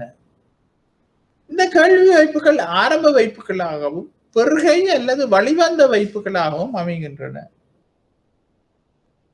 அப்ப இப்ப நாங்கள் பாப்போம், இப்ப என்ன சொல்லப்படுது என்று சொன்னா, கேள்வி வைப்புகள் மூலமாக கடனாக்கம் நடக்கின்றது. இந்த கேள்வி வைப்புகள் மூலம் வணிக வங்கிகள் கூடுதலான வைப்புகளை அதிகரிக்க செய்து பணத்தை உருவாக்குகின்றன. அது என்னென்று நாங்கள் பார்ப்போம். அப்ப இந்த கேள்வி வைப்புகளை நாங்கள் இப்ப இதுல ஒரு பிரச்சனையை சொன்னபடியா இந்த கேள்வி வைப்புகளை பற்றி நாங்கள் கொஞ்சம் ஆராய்ஞ்சு பார்த்தோமேண்டா, அந்த கேள்வி வைப்புகள்ல ஆரம்ப வைப்புகளும் இருக்குது, இல்லாட்டா டிரைவ் டிபாசிட்ஸ் சொல்லப்படுகின்ற வைப்புகளும் இருக்கின்றன. அப்ப ஆரம்ப வைப்புகள் என்றால் என்ன?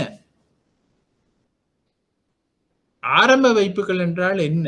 Initial deposits. உதாரணமாக என்னிட்ட 1 லட்சம் ரூபாய் காசு இருக்கின்றது. நான் நேற்று தான் ஒரு வங்கியில போய் கதைச்சு ஒரு நடைமுறை கணக்கு திறந்திருக்கின்றேன், உருவாக்கி இருக்கின்றேன், திறந்திருக்கின்றேன். அப்ப திறந்த உடனே நான் அதுல 1 லட்சம் ரூபாய் கொண்டு போய் போடுகின்றேன். போட்டால் அது ஆரம்ப வைப்பு. அந்த கேள்வி கணக்கிலே இல்லாட்ட நடைமுறை கணக்கிலே அது ஒரு ஆரம்ப வைப்பு.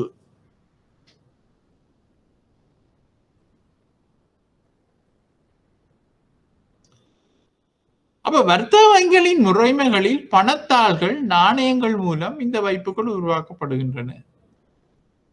இவை பண நிரம்பலை அதிகரிக்க செய்வன அல்ல. ஏனெனில் காசோலைகளை உருவாக்குவதன் மூலம் கடனாக்கம் செய்து பணம் உருவாக்கப்படுவதாக கூறப்படுகின்றது. பணத்தாள்களின் அளவு குறைவடையும் போதுதான் வங்கி பணம் அதிகரிக்க தொடங்குகின்றது.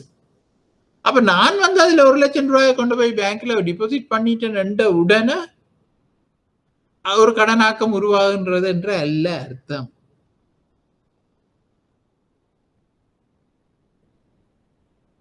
அப்ப இப்ப நான் 1 லட்சம் ரூபாய நான் வங்கி இட்டுட்டு நான் அந்த காசை இப்போதைக்கு எடுக்கிற இல்லையான்ற ஒரு எண்ணத்துல இருக்கின்றேன். அப்ப அந்த காசை இப்போதைக்கு எடுப்பதில்லை என்ற எண்ணத்தை வைத்துக்கொண்டு நான் என்ன செய்கின்றேன் என்று சொன்னால் ஒரு செக் ஒன்றை எழுதி பி என்ற ஒருவருக்கு கொடுக்கின்றேன். அப்ப அந்த பி என்ற ஒருவர் அந்த செக் எடுத்துக்கொண்டு போய் தன்னுடைய கரண்ட் அக்கவுண்டில் அந்த 1 லட்சம் ரூபாயை டிபாசிட் செய்கின்றார்.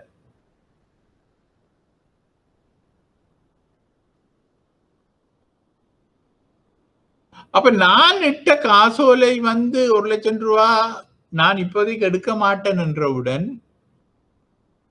அந்த வங்கி என்ன செய்கின்றது என்று சொன்னால் அந்த 1 லட்சம் ரூபாய்க்கு ஒரு கடனாக்கத்தை ஏற்படுத்தி விட்டுரும். கடனாக ஏற்படுத்துறா ஒரு கஸ்டமர் கடன் கேட்கிறார், அந்த கடனை நான் தாரன் என்று சொல்லி போட்டு 1 லட்சம் ரூபாய அந்த வங்கி பி என்றவருக்கு பி இல்ல சி என்றவருக்கு கடனை கொடுத்துரும். அப்ப கடன் என்ன கொடுக்கின்றது என்று சொன்னால் அந்த சி என்பவரது கேள்வி நடைமுறை கணக்கிலே அது வைக்கப்படுகின்றது. அந்த 1 லட்சம் ரூபாய் சி என்பவருக்கும் ஒரு நடைமுறை கணக்கு கொடுக்கப்படுகின்றது, நடைமுறை செக் புக் கொண்டு கொடுக்கப்படுகின்றது. சி என்பவருக்கு அந்த செக் புக் கொடுக்கப்படும் பொழுது சி என்பவர் காசோலை மூலமாகவும் தனது கொடுக்கல் வாங்கல்களை மேற்கொள்ளலாம், அல்லது அவர் அந்த காசை வித்ட்ரா பண்ணியும் எடுக்கலாம். அப்ப பாப்போம் இது என்ன மாதிரி நடக்கிறது. இப்ப நாங்கள் ஆரம்ப வைப்பு என்னன்னு சொன்னால் நான் டிபாசிட் பண்ண அந்த 1 லட்சம் ரூபாய் தான் ஆரம்ப வைப்பு. இந்த ஆரம்ப வைப்பால உண்மையிலேயே பணம் உருவாக்கம் செய்யப்பட மாட்டாது. அடுத்தது பெருகை வைப்புகள் இல்லாட்ட டிரைவ் டிபாசிட்ஸ் என்றால் என்னவென்று பார்ப்போம். அப்ப இந்த பெருகை வைப்புகள் என்றால் என்னன்னு சொன்னால் இந்த வைப்புகள் மூலம் வர்த்தக வங்கிகள் பணத்தாள்களையோ அல்லது நாணயங்களையோ பெறுவதில்லை.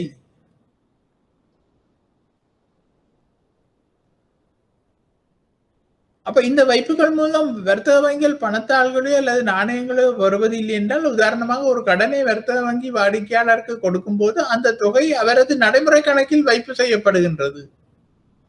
இந்த வைப்பை பெருகை வைப்பு என்று கூறுகின்றோம். இதைத்தான் நான் சொன்னேன் டிரைவ் டிபாசிட். இப்ப நான் கொடுத்த காசை நான் எடுக்கலையே என்னன்னா வங்கி அந்த காசை இன்னொரு ஆளுக்கு கடன் கொடுக்குறேன் என்று சொல்லி போட்டு அவற்றை நடைமுறை கணக்கில் அதை வர வைக்குமா இருந்தால் அதைத்தான் சொல்றது பெருகை வைப்பு.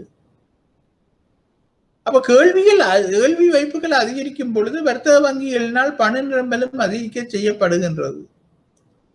அப்ப 1 லட்சத்தை நான் காசு எடுக்கலையேன்னு இந்த வர்த்தக வங்கிகள் இன்னொரு ஆளுக்கு கடனாக்கம் செய்து இன்னொரு ஆளுக்கு 1 லட்சம் ரூபாய் கொடுத்துட்டுது. அப்ப இந்த 1 லட்சம் 2 லட்சமா இப்ப நிக்குது. இதுல என்ன எடுக்கணும்னு சொன்னா நான் ஒருவருமே அந்த பணத்தை வெளியில எடுக்க மாட்டோம், வங்கியில் இட்ட பணத்தை வெளியில எடுப்பதில்லை என்பதுதான் அதன் எடுகோள்.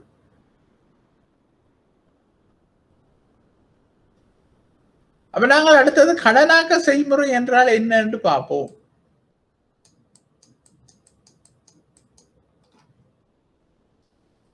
அவர் வர்த்தக வங்கியில வேலை செய்கிறவர்களுக்கு இது உங்களை அறியாமலே இதுகள் நடக்கின்றது என்பதுதான் உண்மை. நீங்கள் வேலை செய்யும் தளத்தில் உங்களை அறியாமலே இதுகள் நடக்கின்றன.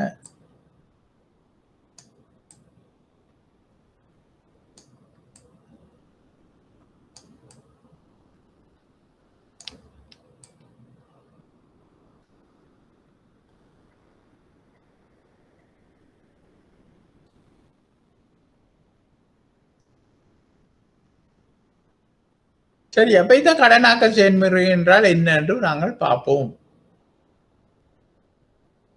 ஒரு வாடிக்கையாளர் தமது வைப்பை வணிக வங்கிகளில் இடும்போது அவர் அதன் முழு தொகையையும் மீளப்பெற மாட்டார். அப்ப நான் இப்ப உங்களுக்கு சொல்லிக் கொண்டிருந்த விடயத்துல என்னன்னா ஒரு தொகையையும் மீளப்பெற மாட்டார் என்று. ஆனா நடைமுறையில அப்படி இல்லை. இப்ப 1 லட்சம் ரூபாயை செலவு செய்தா நாங்கள் சொல்லுவோம் அதுல 10,000 ரூபாயை எடுத்து செலவு அளிப்பார், மிச்சம் 90,000 ரூபாயும் பேங்க்லயே விட்டுட்டார். செக் மூலமான டிரான்சாக்சன் தான் நடக்கின்றது. இன்னொருவருக்கு கொடுக்கின்றார், எடுக்கின்றார். அதனால் இப்பணத்தை வேறு நபர்களுக்கு கடனாக்கம் செய்யக்கூடியதா இருக்கின்றது. இந்த செயல்முறையே கடனாக்கம் என்று நாங்கள் சொல்லுகின்றோம்.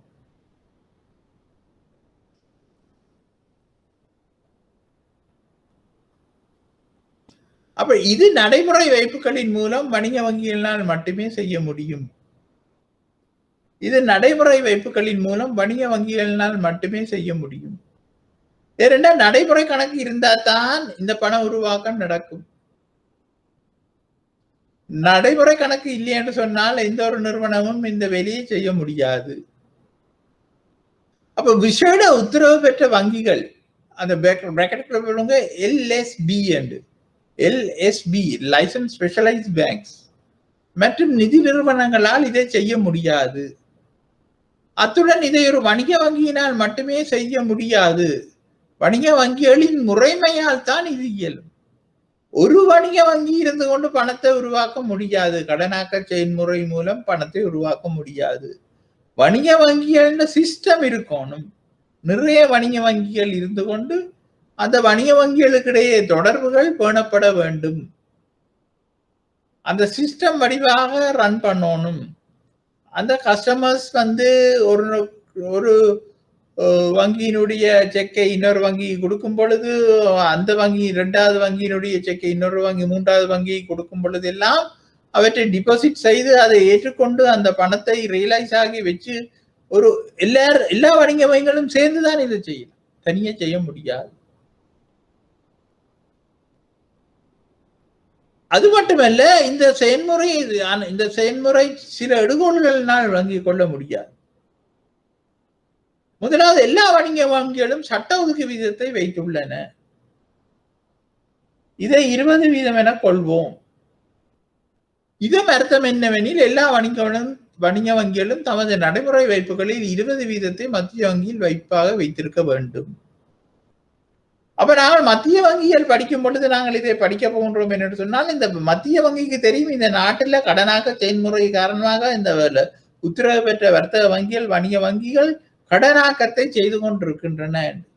அப்ப இந்த கடனாக்கத்தை நாங்கள் கட்டுப்படுத்தணும் என்று சொன்னால், சட்ட ரீதியான ஒரு நியதி சட்ட ஒதுக்கு வீதம் ஒன்றை மத்திய வங்கி இன்ட்ரோடியூஸ் பண்ணியிருக்கு. இப்படியான கரண்ட் அக்கௌண்ட் வைத்திருக்கின்ற அக்கௌண்ட் ஹோல்டர்ஸுக்கு ஒவ்வொரு நாளும் குறிப்பிட்ட தங்கள்கிட்ட இருக்கிற ஒரு குறிப்பிட்ட பேலன்ஸ் மீதிகள்ல, வைப்பு மீதிகள்ல, அதாவது கேள்வி வைப்பு மீதிகள்ல ஒரு குறிப்பிட்ட வீதத்தை மத்திய வங்கியில தங்களோட நடைமுறை கணக்குல, மத்திய வங்கியில வச்சிருக்கிற நடைமுறை கணக்குல டிபாசிட் செய்யணும் என்று சொல்லப்படுகின்றது. அப்ப இதன் அர்த்தம் என்னவெனில், எல்லா வணிக வங்கிகளும் தமது நடைமுறை வைப்புகளில் 20% மத்திய வங்கியில் வைப்பாக வைத்திருக்க வேண்டும். அப்ப நான் சொன்னேன், இப்ப பாருங்க கொஞ்சம் கொஞ்சமா விளக்கம் வருகின்றன. நான் சொன்னேன், நான் ஒரு என்ற வங்கியில போய் நான் கணக்கு வச்சிருக்கின்றேன். 1 லட்சம் ரூபாயை நான் கணக்கு வச்சிருக்கேன். 1 லட்சம் ரூபாயை நான் கணக்கு வச்சிருக்கிறேன் என்று சொன்னால், அதுல 20% எவ்வளவு? 20,000. அந்த 20,000 அந்த வங்கியில, மத்திய வங்கியில கொண்டு போய் இந்த வணிக வங்கி அந்த பின்னேரம் வச்சிடணும்.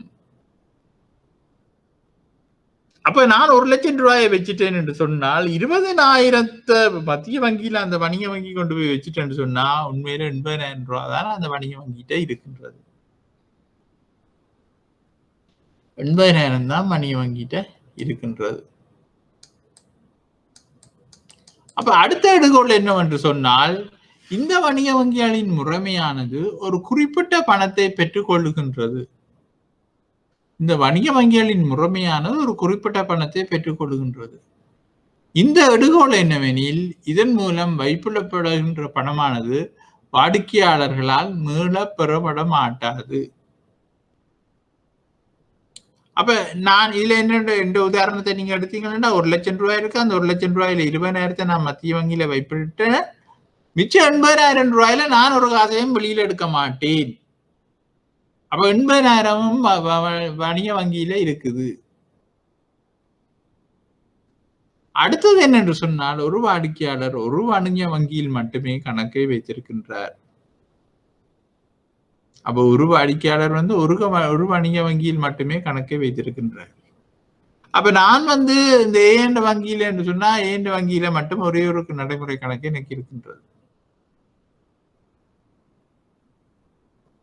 அப்ப இந்த 3 எடுகோள்களையும் நாங்கள் வச்சுக்கொண்டு நாங்கள் என்னென்ன கடன் உருவாக்கம் ஏற்படுகின்றது என்று பார்ப்போம். 3 எடுகோள்ல என்ன? முதலாவது பணம் வந்து மத்திய வங்கிகிட்ட இருக்கின்றது. மத்திய வங்கி அந்த பணத்துல 20% இல்லாட்டா ஒரு குறிப்பிட்ட வீதத்தை வைப்பாக தன்னோட வச்சிருக்கணும்னு சொல்லுது. 2வது வணிக வங்கியில் முறைமையில பணத்தை பெற்று வணிக வங்கியல் சிஸ்டத்துல இந்த பணம் இருக்கின்றது. அத இந்த ஒருத்தரும் வந்து ஒரு கஸ்டமரும் வந்து அந்த பணத்தை மீளப்பெற மாட்டினம். 3வது ஒரு வாடிக்கையாளர் ஒரு வணிக வங்கியில ஒரு இடத்துல மட்டும்தான் கணக்கு வச்சிருக்கிறார். அப்ப இந்த எடுகோள் இருந்தா தான் நாங்கள் இந்த பண உருவாக்கத்தை லேசா விளங்கி கொள்ளலாம். இந்த எடுகோள் இருந்தா தான் நாங்கள் லேசா விளங்கி கொள்ளலாம் இந்த பண உருவாக்கத்தை, கடனாக்கத்தை. அப்ப பாப்போம், ஒரு பொருளாதாரத்தில் ஒருவர் 10,000 ரூபாவை ஏ என்ற வணிக வங்கியில் வைப்பிடுகின்றார். அப்ப நான் வந்து கதைச்சது வந்து 1 லட்சம் ரூபாய், இங்க ஒரு ஆள் 10,000 ரூபாய், நாங்க சரி 10,000 ரூபாய் கொண்டு போவோம். ஒரு பொருளாதாரத்தில் ஒருவர் 10,000 ரூபாயை ஏ என்ற வணிக வங்கியில் வைப்பிடுகின்றார் என்று சொன்னால் இதில் 20% மத்திய வங்கியில் வணிக வங்கி வைப்பிலிட வேண்டும். இதில் 20% மத்திய வங்கியில் வணிக வங்கி வைப்பிலிட வேண்டும். அது உண்மைதானே? அவர் 2,000 ரூபாய் அங்க போயிட்டு என்று சொன்னால் 80% தான் ஏ என்ற வங்கியில இருக்கின்றது. அதை வந்து வைப்பிலிட்டவர் திருப்பி எடுக்க மாட்டார். அப்ப இந்த ஏ என்ற வங்கி என்ன செய்கின்றது? இந்த 80% 8,000 ரூபாயை பி என்பவருக்கு கடனாக கொடுக்கின்றது. அப்ப ஏ என்ற வங்கியின் 5 தொகையை பாருங்க என்ன மாதிரி இருக்குதுன்னு. வைப்புகள் கிடைச்ச வைப்புகள் அதுக்கு 10,000, அதனுடைய ஒதுக்கம் 2,000 ரூபாயா மத்திய வங்கியில வச்சுட்டு கடனாக்கம் இன்னொரு கடனை கொடுத்துருது 8,000 ரூபாய்க்கு.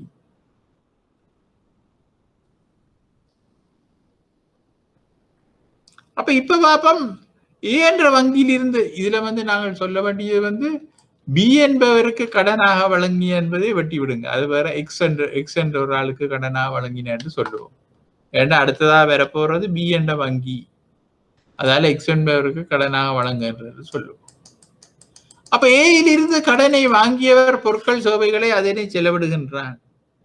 அப்ப ஏயில் இருந்து கடனை வாங்கியவன் பொருட்கள் சேவைகளுக்கு அந்த கடனை செலவிடும் பொழுது இதனால் அவர் காசோலையைத்தான் எழுதி கொடுத்து கொண்டிருக்கின்றார். 8,000 ரூபாய்க்கு காசோலையைத்தான் எழுதி கொடுத்து கொண்டிருக்கின்றார் அந்த கடன் வேண்டின பி என்ற எக்ஸ் என்பவர். அந்த 8,000 ரூபாய் தானே அவருக்கு கிடைச்சது. அப்ப அப்படி கொடுக்கப்பட்ட நாங்கள் சொல்லுவோம், ஒரு செக்கைத்தான் கொடுத்திருக்கிறாருன்னா அந்த செக் வந்து பி என்ற வங்கியில் வைப்பிலிடப்படுகின்ற சொல்லுவோம். பி என்ற வங்கியில வைப்பிலிடப்பட்டால் அந்த பிக்கு 8,000 ரூபாய் கடனாக வைப்பாக கிடைச்சிருக்கின்றது.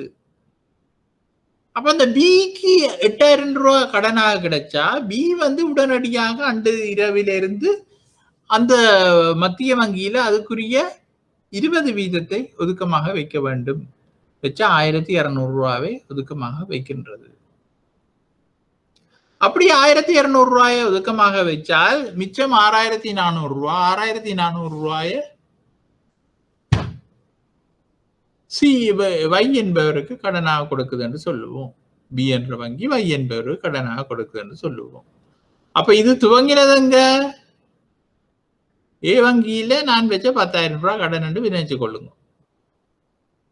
இப்ப இங்க வந்து பி என்ற வங்கி வந்து வை என்பவருக்கு எக்ஸுக்கு ஒரு கடன் கொடுத்தது 8,000 ரூபாய்க்கு, இப்ப வைக்கு கொடுக்குது 6,400 ரூபாய்க்கு. ஏன் எக்ஸுக்கு 8,000 ரூபாய் கொடுக்க வேண்டி வந்தது? 20% ஒதுக்கம் மத்திய வங்கியில வைக்கணும். அப்ப 2,000 ரூபாய் வச்சாச்சு. இங்க பழையபடி 8,000 ரூபாய் கிடைச்சதுல 20% ஒதுக்கம் 1,200 ரூபாய மத்திய வங்கியில ஒதுக்கமா வச்சா மிச்சம் 6,400 தான் மிச்சம் இருக்கு. அந்த 6,400 ரூபாய் கடனா கொடுக்குது யாருக்கு? வங்கி. அப்ப பி வங்கியில இருந்து 6,400 ரூபாய் கடனாக பெற்றொருவர் அதை செலவிடுகின்றார். அந்த காசோலியை பெற்றவர் தனது வங்கியிலே இருக்கிற ஒரு சட் என்பவருக்கு ஏதோ வங்கி எடுத்துக்கொண்டு போய் சி என்ற வங்கியில அதை வைப்பு செய்கின்றார். அப்ப பியில கடனா வேண்டவர் அதை செலவிடுகின்றார். அது செக்கத்தான் கொடுக்கின்றார் அந்த செலவை. அந்த காசோலியை பெற்றவர் தனது வங்கியான சி வங்கியில அதை வைப்பில் இடுகின்றார். அப்ப சி வங்கி அந்த 6,400 வைப்பாக பெற்றுக்கொள்ளுகின்றது. அப்ப சி என்பது அந்த 6,400 வைப்பாக பெற்றுக்கொண்டா அதுல 20% 1,280 ரூபாய மத்திய வங்கியில வைப்பாக வைக்கணும். மிகுதி 5,120 ரூபாய ஜட் என்பவருக்கு கடனாக கொடுக்குதுன்னு சொல்லுவோம். அப்ப இங்க சி என்ற வங்கியின் ஐந்தொகையை பார்த்தீங்கன்னா இப்படித்தான் இருக்கு.